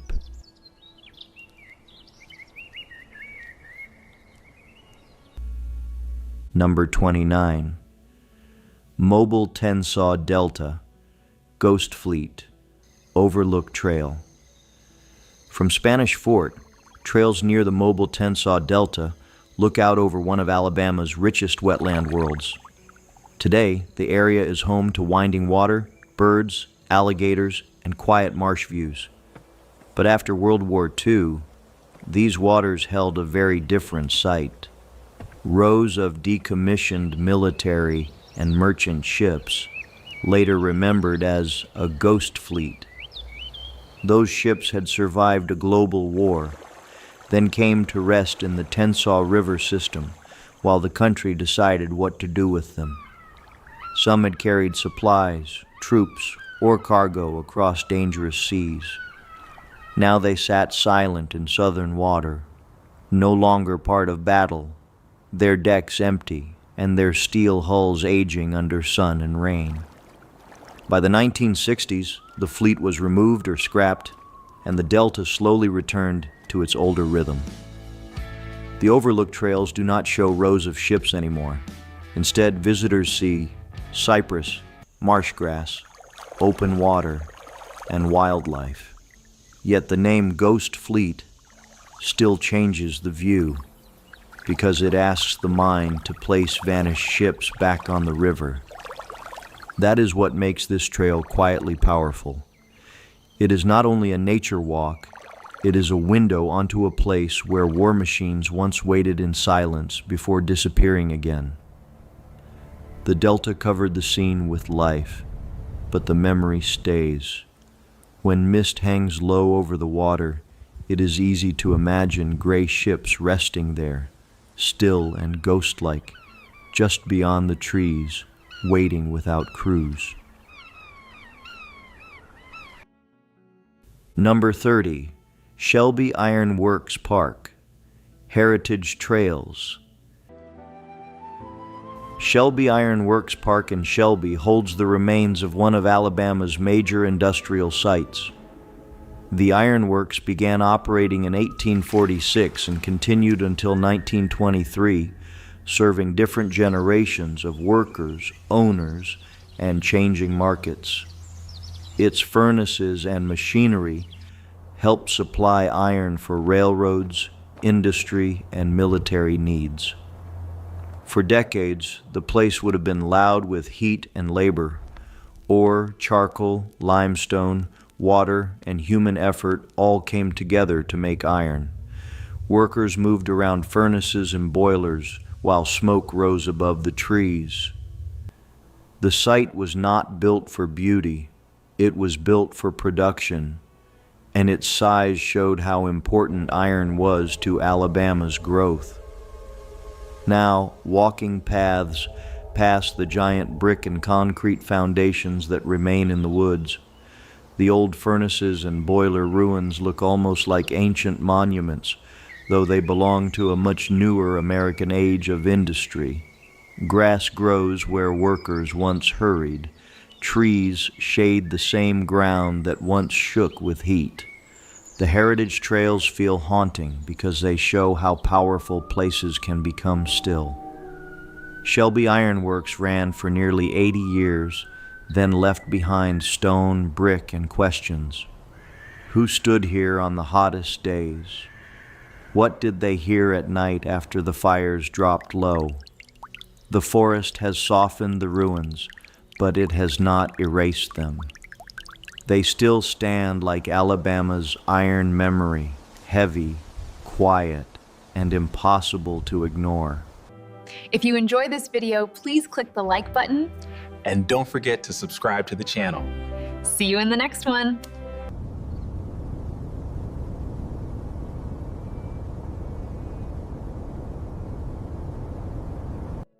Number 1. The Green Lady of Seventh-day Baptist Cemetery. Burlington, late 1700s. Seventh-day Baptists from Rhode Island settled the quiet hills near Upson Road and made a small burial ground for their families. It was plain, wooded, and honest, the kind of place where names turned into moss-covered stone. In April 1800, Elizabeth Palmer died, and her grave became the center of a story that never faded. Local lore says Elizabeth was not a frightening spirit, but a lonely one. People traveling near the cemetery and nearby Covey Road began speaking of a woman-shaped glow moving between the trees. She seemed wrapped in a pale green haze, soft as lantern smoke.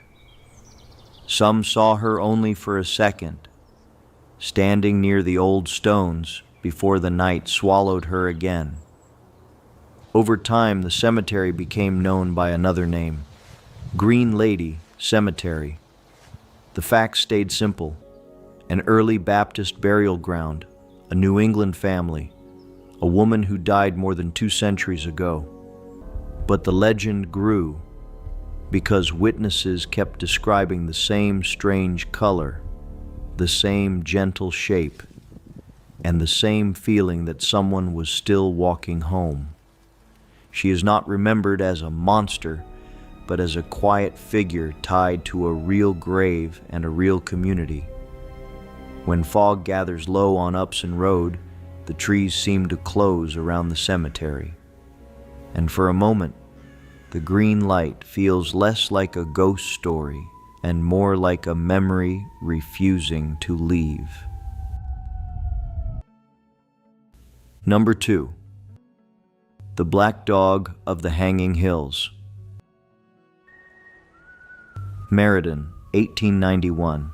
The hanging hills rose above Hubbard Park like dark broken walls of basalt. Geologist W.H.C. Pynchon wrote that the legend began during a winter survey of West Peak, where the snow should have shown every track. Instead, the strangest visitor appeared. A small black dog, silent, short-haired, and watching from the ridge. The dog did not bark with sound. It did not leave prints. It moved like a shadow that had learned the shape of an animal. Pynchon's 1898 story in the Connecticut Quarterly gave the old warning its famous form. Meet the black dog once, and joy will come. Meet it twice, sorrow follows. Meet it a third time, and death is near. That made every sighting count. What makes the tale powerful is how grounded it feels in a real landscape. The hanging hills are steep, windy, and easy to misread in bad weather. One loose stone can turn a hike dangerous. So maybe the black dog began as a trail warning, a way to teach respect for cliffs, ice, and sudden fog. Or maybe people saw something they could not explain. Even today, visitors climb toward Castle Craig and glance at the low brush when the woods go quiet. A normal dog would pant, bark, or kick snow behind it. This one never does. It simply appears where the trail bends, then slips away without a trace.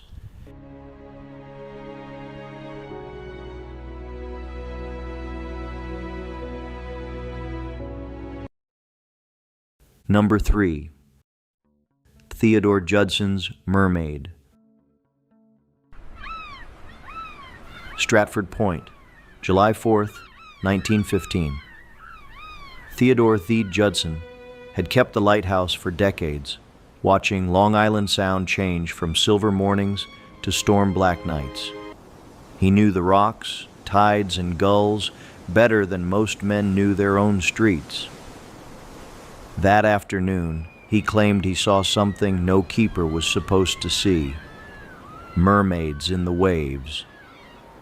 Judson said there were 12 to 15 of them, splashing just offshore, with yellow hair shining in the late sun. He crept over the rocks quietly, hoping to get close. In his telling, one mermaid slipped away at the last second, leaving behind an oyster shell hairbrush. He kept that little treasure and showed it to visitors as proof. People laughed, but the story lasted because Judson was not a passing stranger. He served at Stratford Point Lighthouse from 1880 until 1919, long enough to become part of the place itself. A keeper lived by observation, weather, currents, lamps, ships, and danger. So when a man like that insisted he had seen mermaids, even skeptics listened a little longer. Maybe the late light tricked his eyes. Maybe seals, waves, and imagination made a perfect 4th of July memory. But the shoreline at Stratford has a way of making the impossible feel very near. The lighthouse faces the Sound, steady and white, and when sunlight breaks over the water, it is easy to picture Judson leaning forward, certain the sea showed him a secret. Number 4. The Moodus Noises. East Haddam, 1600s. Settlers heard deep booms rolling under the hills near Mount Tom and had no easy name for them. The Wangunk people already knew the place as Machimudus, often understood as place of bad noises. European ears shortened it to Moodus, but the fear stayed. At night, the earth sounded like cannon fire beneath the ground. In 1729, Reverend Stephen Hosmer wrote about the fearful and dreadful sounds that troubled local people. Some Wangunk traditions connected the noises to Hobomoko, a powerful spirit beneath the mountain. Puritan settlers imagined a darker force. Either way, the same land seemed alive, grumbling below old houses, fields, and nearby church walls without warning. Modern science gives the mystery a calmer answer, but not a boring one. Moodus sits in a region where shallow, small earthquakes can make sharp, booming sounds. Fractured, brittle rock may amplify the noise, turning tiny movements underground into thunder that people can hear. Even recent tremors, have reminded Connecticut that the old story never fully ended. They are folklore built around a real natural wonder, heard for centuries before anyone had instruments to measure it. When the hills rumble, history seems to answer back, from Wangunk stories to colonial diaries to modern seismographs. The sound is not a monster, but it still feels ancient.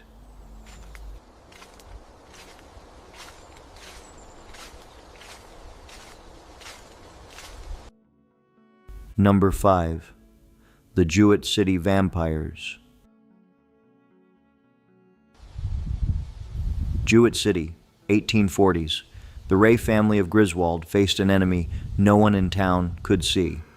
Tuberculosis, then called consumption, moved slowly through homes, making loved ones pale, thin, and weak. Lemuel Ray died first in 1845. Other family deaths followed, and grief turned into panic because no one yet understood germs the way we do today.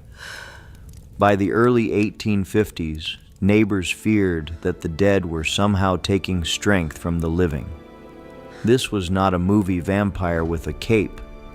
It was a desperate folk belief born from sickness and helplessness. When another Ray family member grew ill, relatives looked to an old New England ritual that many hoped would stop the wasting disease at its source. In 1854, several Ray bodies were exhumed from their graves. According to newspaper accounts, the family searched for signs that one of the dead still held fresh blood. The heart of Elisha Ray was burned on the cemetery grounds, a shocking act meant to protect the living. To modernize, it sounds frightening, but to them, it was a last attempt to save a family. The Jewett City vampire story endures because the true monster was disease, not the dead. It shows how fear can shape belief when science has not caught up to suffering. In that quiet old Griswold cemetery, the legend still feels heavy, not because vampires truly rose, but because ordinary grieving people loved their family enough to do the unthinkable.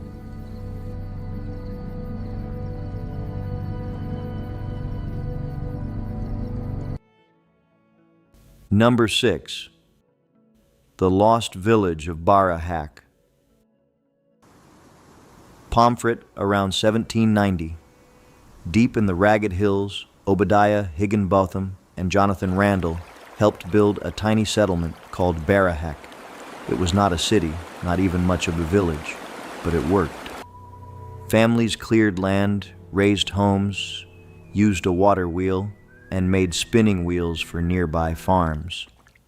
A small cemetery waited beside the trees. For a while, the place had real life in it. Horses crossed muddy paths, children ran near stone walls, and workmen followed the sound of the mill near Nightingale Brook. But the settlement was too small to last forever. Families died, money grew tight, and by the late 1800s, the homes were empty. Only foundations, cellar holes, and grave markers stayed behind there. That is when Barahack gained its second life. People who came near the ruins said they heard things that should not be there anymore. Farm animals, wagon wheels, distant voices, and children laughing from the woods. One old tale spoke of a ghost baby resting quietly in the branches of an elm tree near the cemetery, watched by no living mother. Its story is not loud or bloody.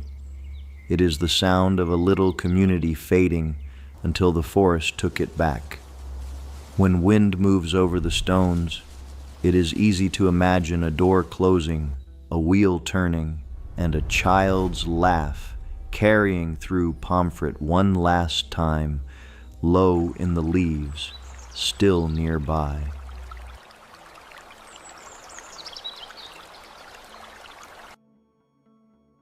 Number 7. Midnight Mary's Grave. New Haven, October 15th, 1872. Mary E. Hart was only 47 when her life ended in a way that made people uneasy for generations. Her stone in Evergreen Cemetery says she fell ill at high noon, stayed unconscious, and died at midnight. The words were meant as a grave record, but they sounded like a warning, carved for anyone who came too close. Her monument is large, pink, and impossible to miss. Across it are words from the book of Job. The people shall be troubled at midnight and pass away.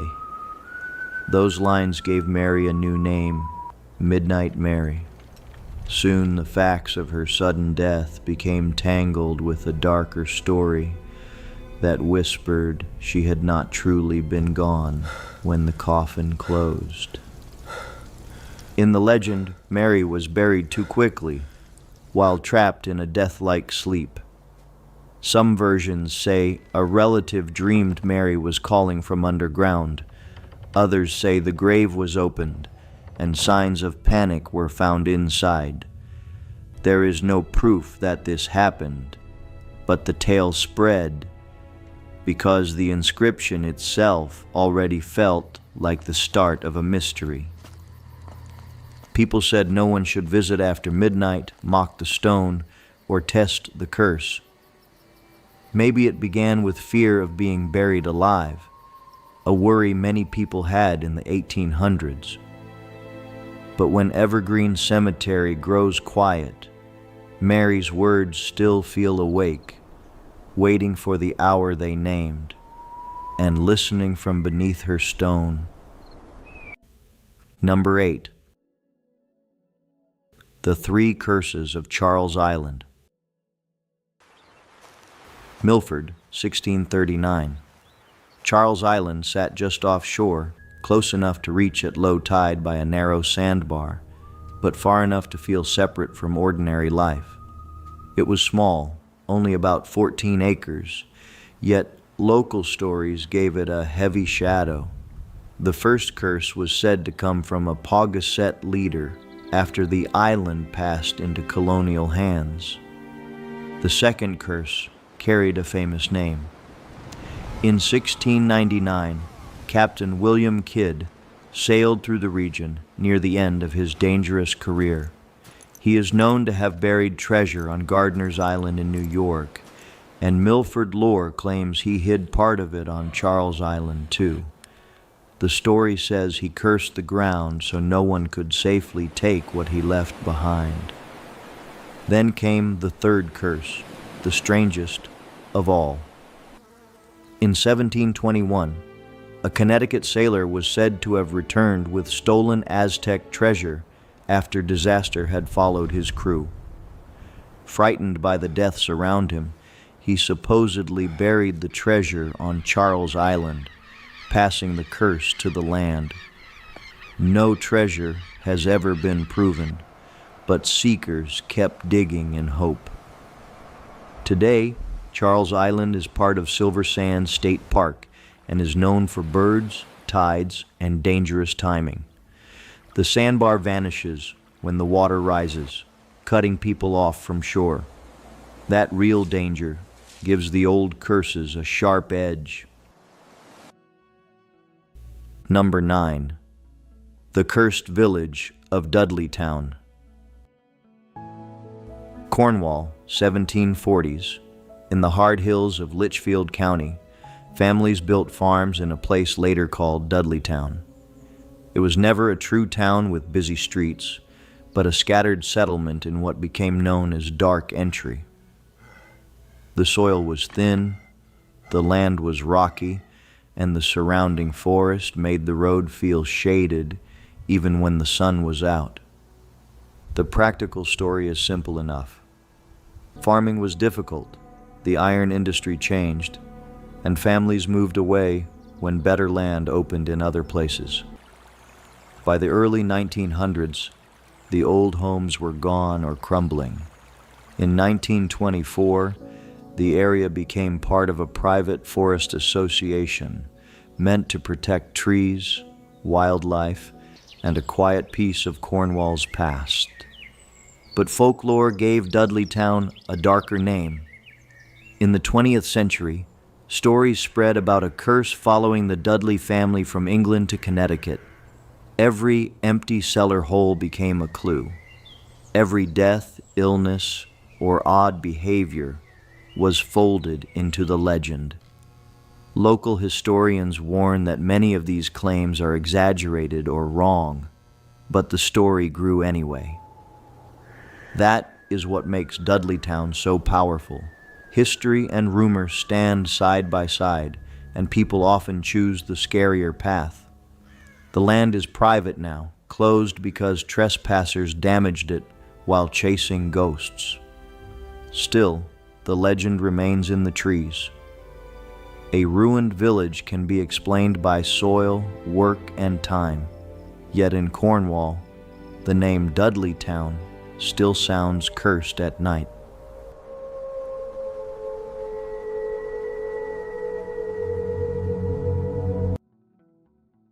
Number 10.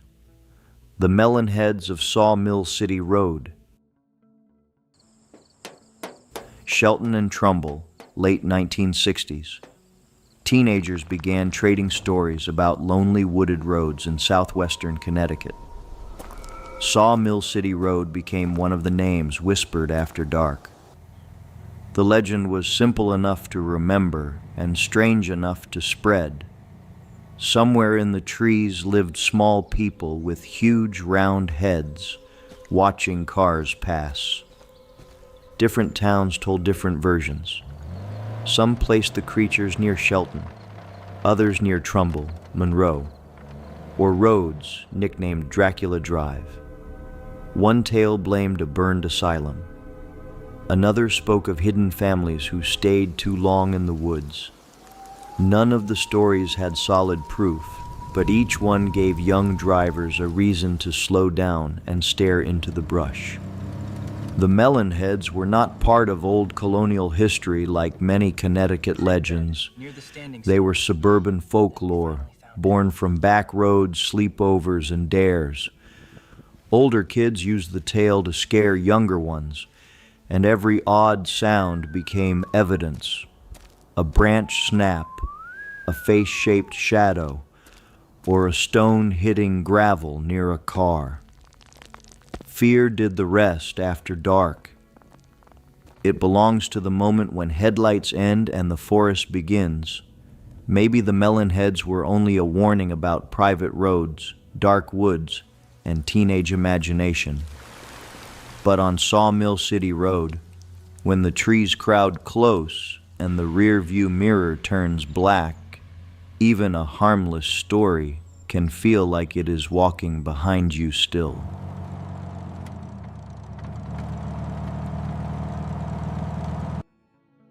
Number 11. The Glastonbury Glowacus. Glastonbury, winter of 1939. The woods were frozen, farms sat quiet, and something strange began moving through the snow. Residents reported a mystery animal near town, not quite dog, cat, or bear. It was said to be sleek, dark, and fast, with a cry sharp enough to make people stop at their windows. Newspapers helped give the creature a name, the Glowacus. The word sounded playful, but the mood in Glastonbury was serious. Hunters and curious volunteers searched fields and wooded ridges after fresh reports came in. Some witnesses claimed the beast had scared dogs, slipped through brush, and vanished before anyone could get a clear look. The most likely answers were ordinary animals seen in bad light, perhaps a wildcat, a fisher, a large dog, or a mix of fear and winter shadows. But the reports arrived at the perfect time. Radio, newspapers, and small-town talk could turn one strange sighting into a full local event. Every scream in the dark, became another clue. Then, almost as quickly as it appeared, the gloacus slipped away from the headlines. No captured creature settled the question. No clear photograph ended the debate. What remained was a Connecticut winter story with teeth, claws, and a name people still remember. In Glastonbury, the woods can look calm, but a sharp cry in the cold makes the legend feel near again, especially when snow covers every path and the trees answer softly. Number 12. The Winsted Wildmen. Winsted, August 21st, 1895. Selectman Riley Smith was traveling near Colebrook when he stopped to pick berries along a rural road. His bulldog was with him, and the day should have been ordinary. Then the dog whimpered, ran back in fear, and Smith looked up to see a large, hairy figure rush from the brush. The Winsted Herald reported the encounter, and the wild man quickly became local news. The creature was described as man-like, covered with hair, and powerful enough to leap through the rocky hills with ease. Later reports in 1898, and stories told decades afterward, kept the image alive. A shy giant vanishing into the Litchfield woods. The legend also carries another side. Some historians believe the first newspaper account may have been a tall tale, shaped by a reporter who knew a wild story could sell papers on a slow week. But even that does not end the mystery. Hoaxes can fade fast. The Winsted Wildman lasted because people wanted to believe the hills still had secrets. We must leave now. So the story stands between folklore and frontier memory. It is not a monster chasing crowds. It is a brief glimpse on a country road, a dog trembling, and a respected town official trying to explain what he saw. In Winsted, the forest rises close behind the houses, and every dark gap between trees feels large enough for the wild man to slip through again when dusk settles over the old hills and every lonely road turns quiet.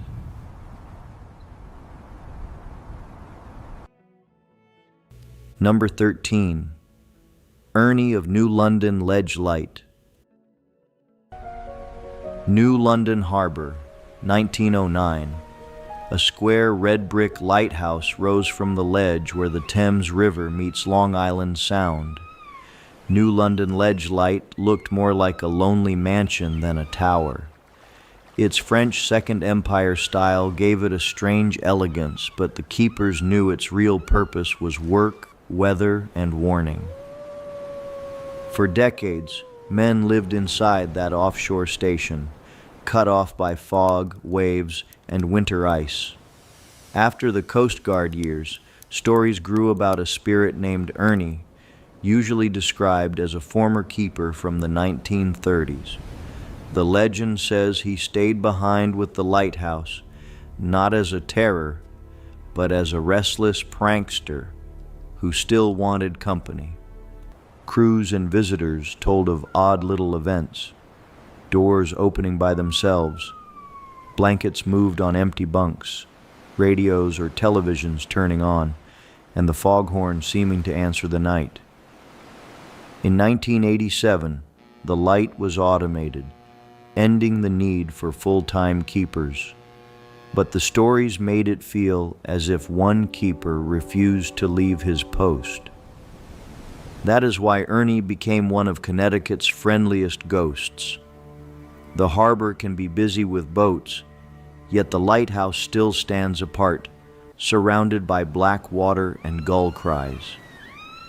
When a door slides shut in an empty room, people do not always run. Some smile and say, Ernie is only checking the place, keeping watch over New London, as he always did through fog, storm, and long empty nights far from the shoreline lights.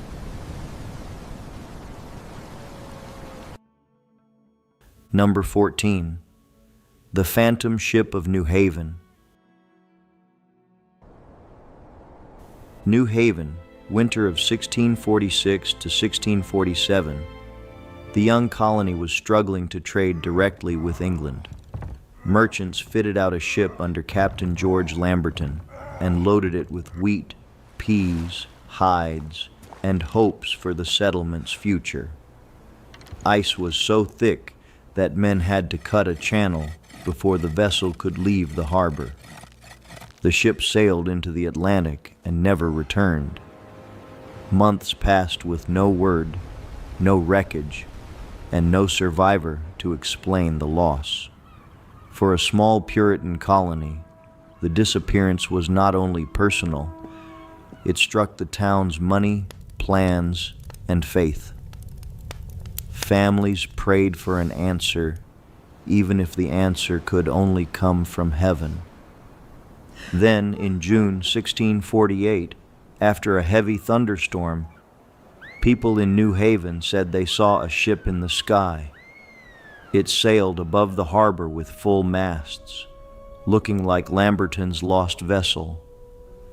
Witnesses watched it move against the wind, tilt, break apart, and fade into cloud. Minister John Davenport and others took the vision as a sign that the crew's fate had been revealed. It turned a vanished crew into a message the whole town could witness together. Maybe it was a rare reflection in the sky, shaped by weather and grief. But on a storm-cleared evening, when clouds hang over the harbor, it is easy to imagine sails forming once more above the water. Number 15. The Legend of Sleeping Giant. Hamden, long before roads and towers, the ridge now called Sleeping Giant already looked like a body resting against the sky. From a distance, the Trap Rock Hills form a head, chest, hip, knees, and feet. To the Quinnipiac people, this was not just a shape in stone. It was tied to the powerful spirit Hobomok. The story says Hobomok grew angry and stamped his foot so hard that he changed the course of the Connecticut River. The land itself seemed to answer him. To protect the people and quiet his power, the good spirit Caton cast a spell, placing Hobomok into an endless sleep beneath the rock. His body became the mountain. History later added another chapter.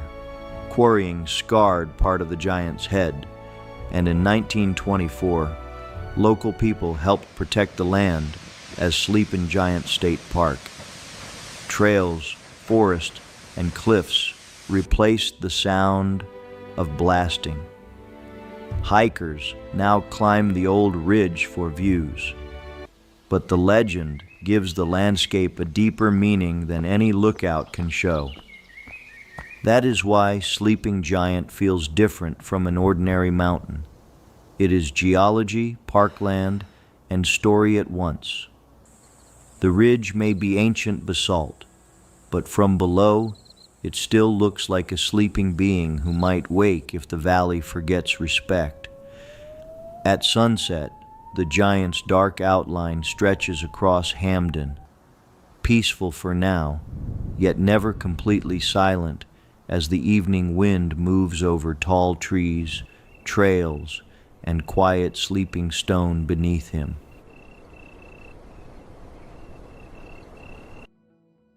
Number 16. The Makiawisug of Mohegan Hill. Mohegan Hill, Uncasville. Long before casinos, highways, and modern lights, this rocky place held stories the Mohegan people treated with care. In tribal tradition, the Makiawisug, or Little People, live among the stones and under the earth. They are not monsters. They are small forest spirits connected to respect, healing, and balance. The old teaching says they come after nightfall, when the whip-poor-will calls from the dark woods. People were warned not to stare or mock them. Instead, gifts could be left in quiet places. Corn cakes, berries, meat, or other food.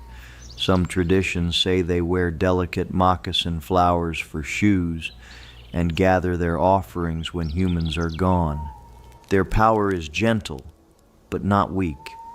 When treated kindly, the Makiawisug are said to protect the forest, help lost travelers, and share knowledge of plants and medicine. These stories are part of Mohegan cultural memory, so they should be heard with respect, not turned into a simple scare tale for entertainment today. It asks people to slow down, lower their voices, and remember that the land has older guardians than we can see.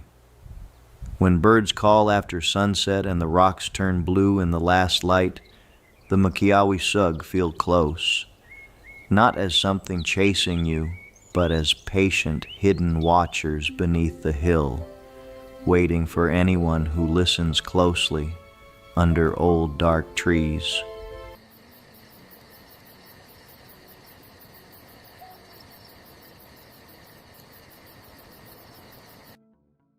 Number 17, Penfield Reef Lights, Christmas Guardian.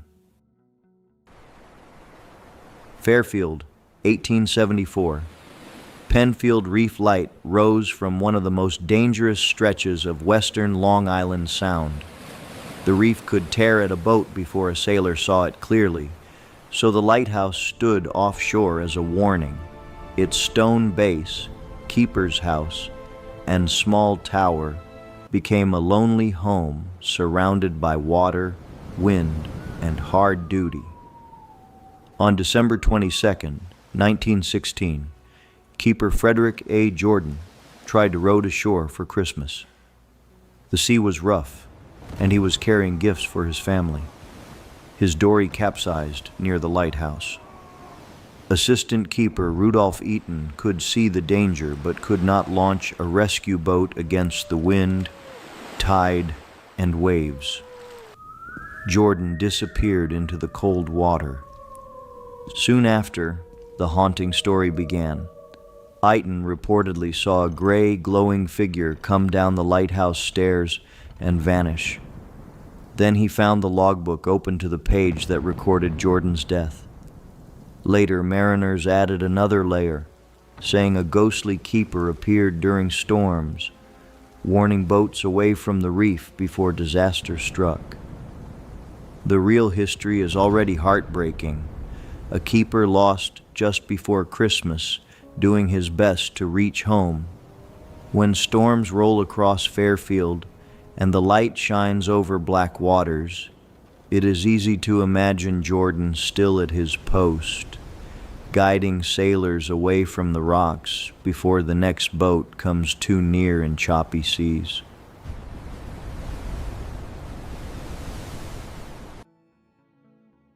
Number 18, The Lady in Gray at the Mark Twain House. Hartford, 1874. Samuel Clemens, better known as Mark Twain, moved his family into a bold Victorian Gothic home on Farmington Avenue. It had steep roofs, patterned brick, a grand staircase, and rooms made for laughter, writing, and guests. In that house, Twain worked on some of his most famous books and raised his children in what he called home. But the happy years did not last forever. The Clemens family left Hartford in 1891 during financial trouble and travel abroad. In 1896, their oldest daughter, Susie Clemens, died in the house from spinal meningitis while her parents were away. Her death broke the family's connection to the place, and they never truly returned to live there again. That loss is where the haunting begins. Staff and visitors have reported a gentle female presence, often described as a lady in pale gray or white. Some connect her to Susie. Others speak of cigar smoke in rooms where smoking is no longer allowed, or the soft click of billiard balls from Twain's old space upstairs, as if the house remembers its happiest sounds. It is haunting because it once held deep love, talent, and sorrow under the same roof. When the halls grow quiet, the home feels less abandoned than listening. And somewhere between the smell of tobacco and a faint step on the stairs, Susie's memory seems to linger there tonight.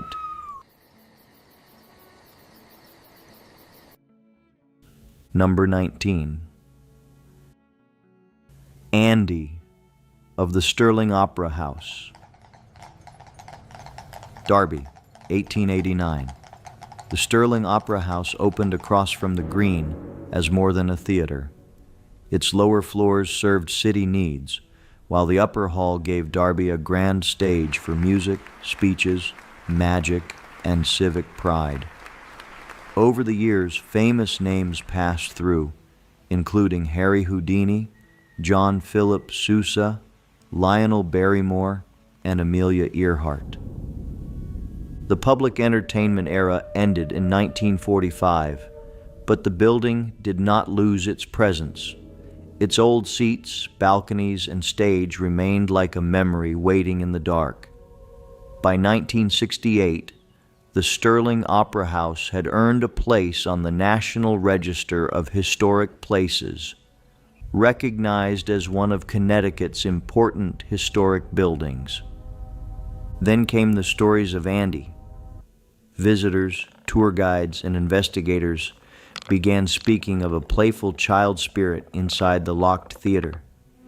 Toys, coins, and balls were left for him, only to be found moved, rolled, or arranged in new places. Some said they heard a child's voice, or a small ball bouncing where no child should be, late at night.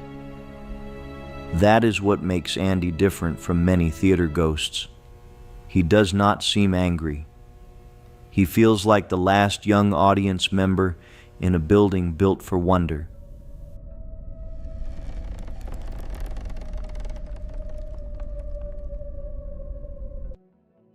Number 20.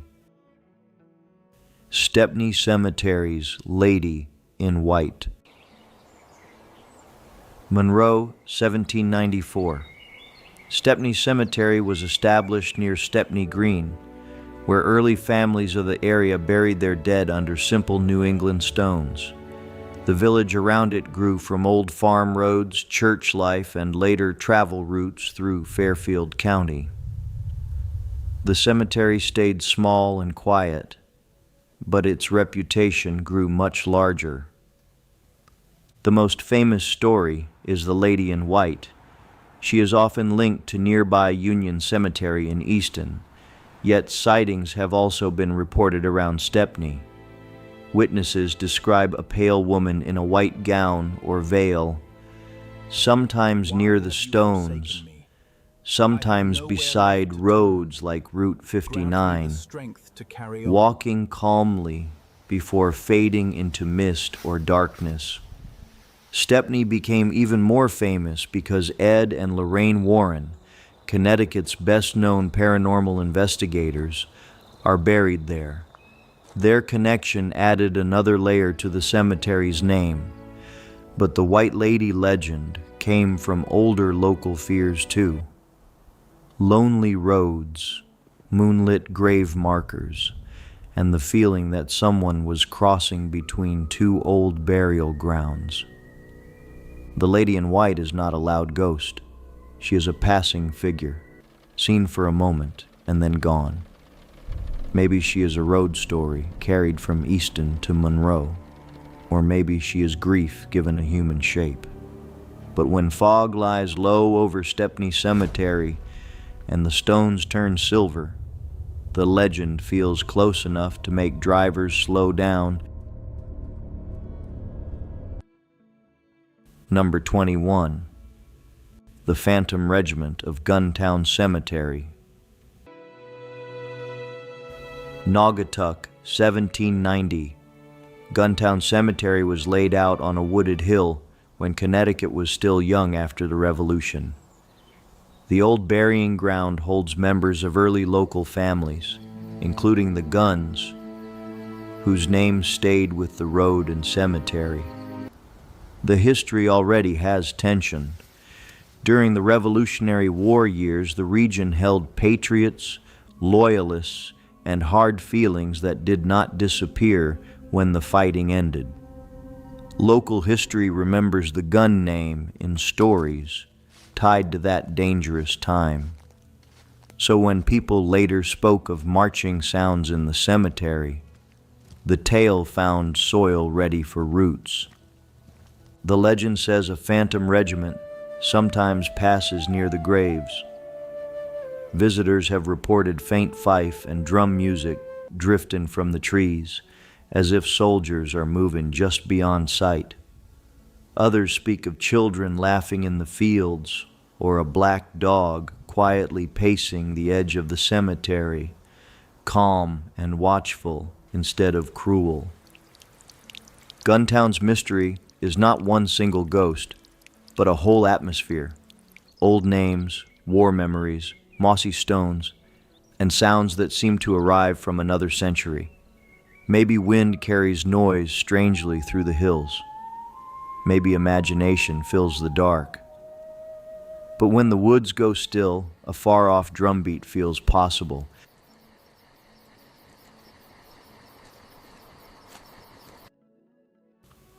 Number 22.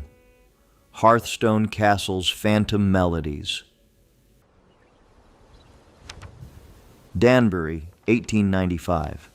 High on a wooded rise in what is now Terrywile Park, photographer Elias Starr Sanford began building a romantic stone retreat.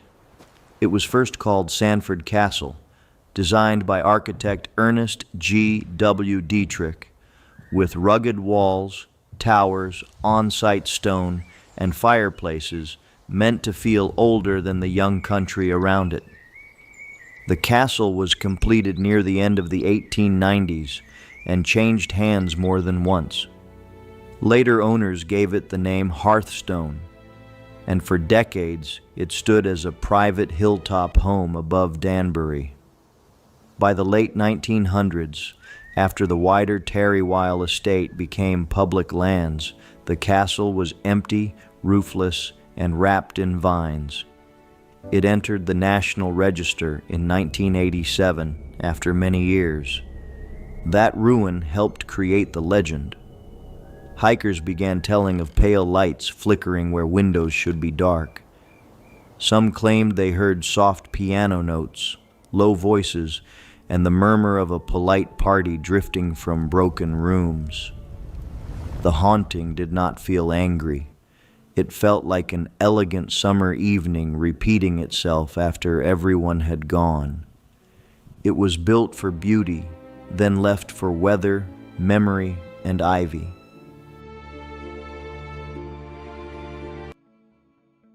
Number 23. The Higganum Mucket.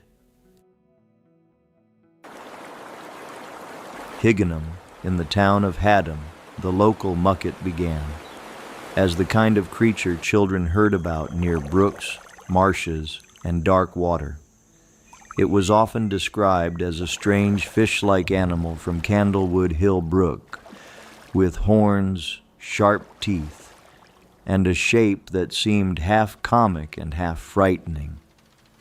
For years, the tale lived mostly in neighborhood memory. Then, in the 1980s, local writer Arthur Wicknick Jr. helped revive it with playful Mucket Mania stories, keeping the creature from disappearing. He did not create the old idea, but he gave it new energy, letting Higganum laugh at its own little monster in print for years. That is part of the charm. The mucket is not a terrifying beast from a battlefield or an old grave. It belongs to warm nights, muddy banks, and odd noises in the reeds. Some versions make it more like a giant fish. Others lean toward frog, turtle, or swamp thing. Every retelling changes its face, which is exactly how local folklore survives. In 2012, local students even drew their own versions, and a fan page followed in 2013. When moonlight touches Candlewood Hill Brook and something croaks from the weeds, the mucket feels possible, grinning under the water, waiting for one more person to believe.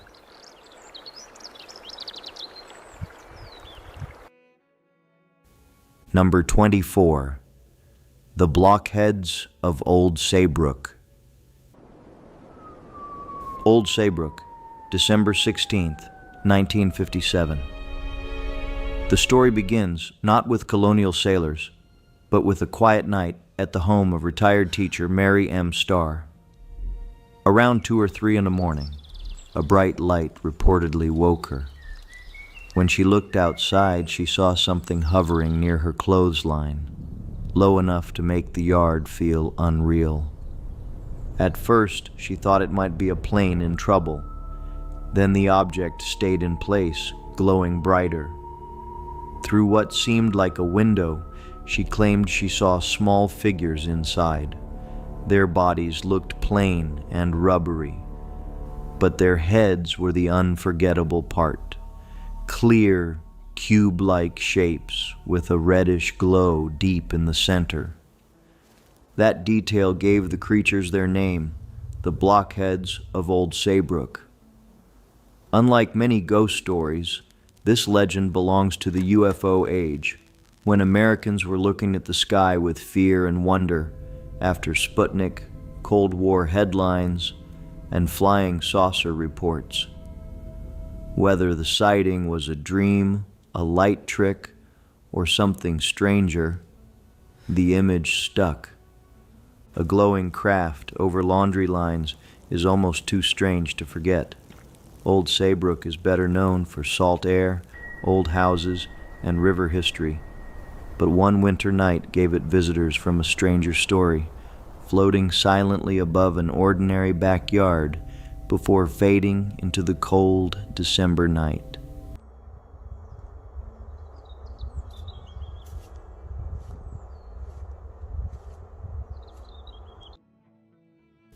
Number 25. The Old Leather Man. Connecticut and eastern New York, 1850s. A mysterious wanderer began walking a loop so regular that people could almost set a calendar by him. He became known as the Old Leather Man because his clothes, hat, and shoes were handmade from heavy leather scraps, a suit later estimated at more than 60 pounds. His real name remains unknown, though many once guessed wrong. For more than 30 years, he followed a roughly 365-mile circuit, returning to each town about every 34 days. He slept in caves and rock shelters, many now remembered as Leatherman Caves. Families along the route left bread, coffee, and simple meals for him, not as charity for a stranger, but as a familiar ritual. He spoke little, often using gestures or brief words. Some believed he was French or French-Canadian because of his language and a prayer book found with him. In 1888, he was briefly hospitalized, but doctors found him sane enough to choose his own life. He kept walking until March 1889, when he died near Ossining, New York. The Old Leather Man became a legend because he was real, yet still unknowable. He harmed no one, asked for little, and passed through towns like a moving season. His footsteps stitched Connecticut together, cave by cave, road by road. Even now, when hikers find a dark rock shelter in the woods, it feels as if the Leather Man has only just left. The road still keeps that rhythm under leaves and snows.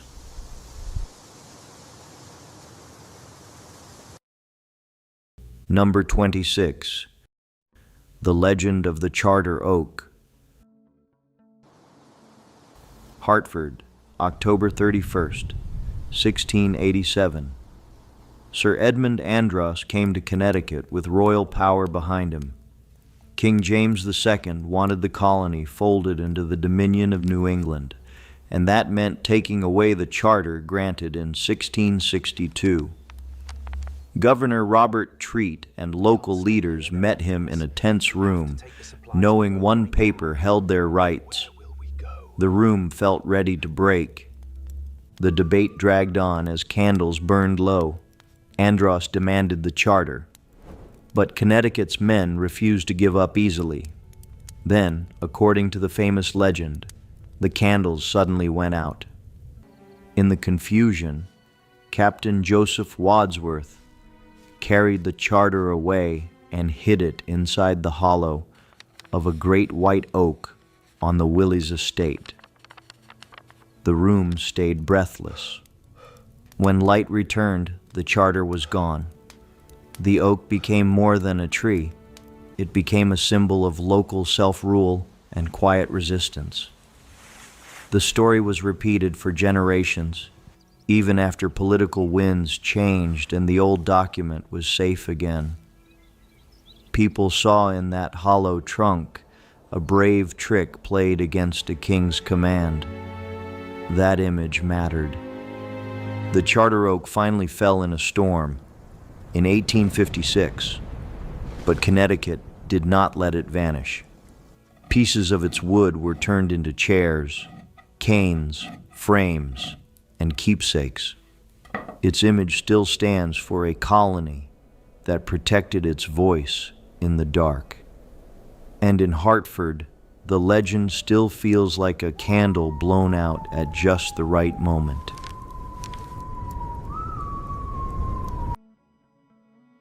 Number 27, the Gunjiwamps energy vortexes. Groton. Deep in the woods, Gunjiwamp sits among stone walls, swampy ground, ridges, and old chambers that do not explain themselves at first glance. Native American artifacts, colonial remains, and early American traces have all been found there, making the place feel layered, as if several centuries are resting on the same stones. Time felt old. The site is known for stone chambers, standing stones, and a double circle of quarried slabs. Archaeologists have offered practical answers for many features, including root cellars and colonial work areas. But because some stones align with light during certain seasons, visitors often feel that Gunjiwamp is more than an abandoned farm site. Wonder stayed. That is where the modern legend begins. People have described strange energy near the chambers, compasses acting oddly, and glowing orbs appearing in photographs. Not every claim has proof, and many lights can be dust, moisture, or camera flash. Still, the ruins invite wonder because they stand in a forest that already feels older than memory. Gunjiwamp's power is not only in what it may hide, but in how much it makes people ask, was it work, ceremony, survival, or all of these at different times? The honest answer is careful and mysterious at once. When moss covers the stones and the woods grow quiet, the place feels like a puzzle. Connecticut has not fully finished reading. It stays open.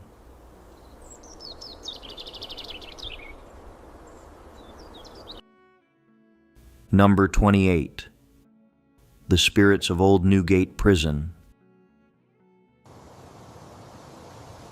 East Granby, 1707. The hills held copper, and miners began carving tunnels under the ground. The work was dark, wet, and dangerous, but the mine became one of early Connecticut's important industrial sites. By the mid-1700s, mining faded, leaving behind cold passages that would soon serve a harsher purpose. It was a hard beginning there. In 1773, Connecticut turned the abandoned copper mine into Newgate Prison, one of the first state prisons in America. Prisoners were lowered into the underground galleries, where air was poor, light was scarce, and escape seemed almost impossible. During the Revolutionary War, Loyalists and other prisoners were kept there under brutal conditions. Daylight ended. The prison finally closed in 1827, but its reputation stayed. Later visitors spoke of chain sounds, whispers in the tunnels, cold drafts rising without warning, and shapes moving in the dark. Some of that fear comes from imagination, but the history itself is chilling enough. Men really slept underground where miners once searched for ore. Fear stayed too. Old Newgate is now preserved as a historic site, and its ruins tell a hard story about punishment, labor, and survival. The haunting feels tied to the stone, not just the shadows. When a guide's lamp touches the tunnel walls, the past seems close enough to breathe, and the prison feels less empty than waiting in the cold below.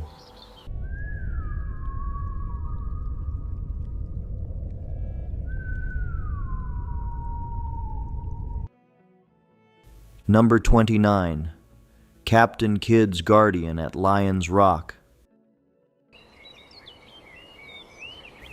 Lyme, late 1600s. The Connecticut River carried ships, traders, and rumors deep into the countryside.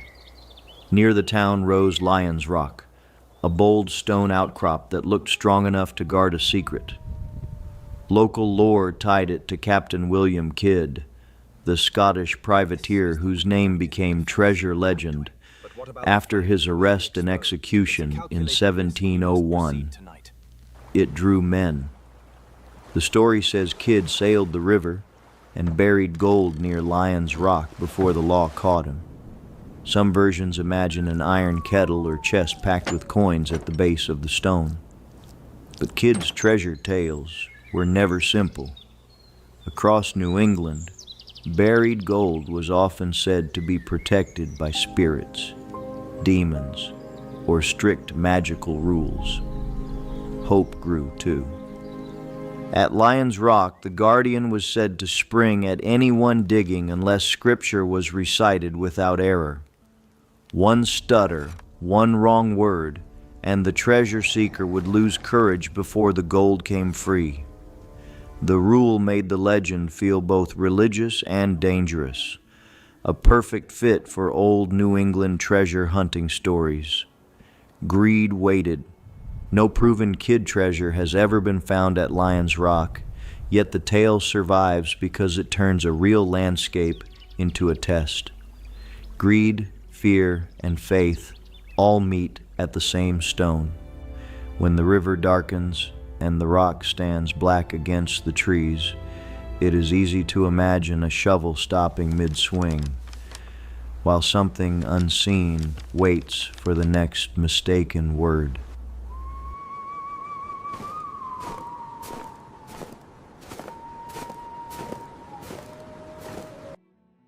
Number 30, the Great Moodus Earthquake of 1791.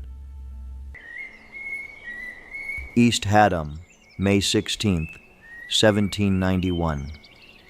The ground shook with a force Connecticut had never clearly recorded before. The Moodus area was already famous for underground booms, but this was different.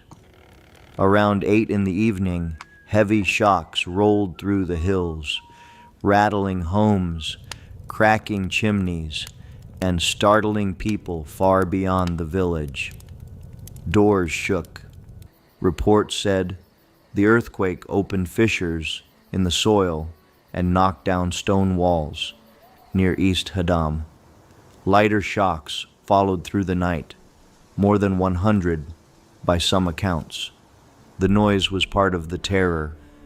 It sounded like explosions under the earth, loud enough for people in distant towns to hear and remember.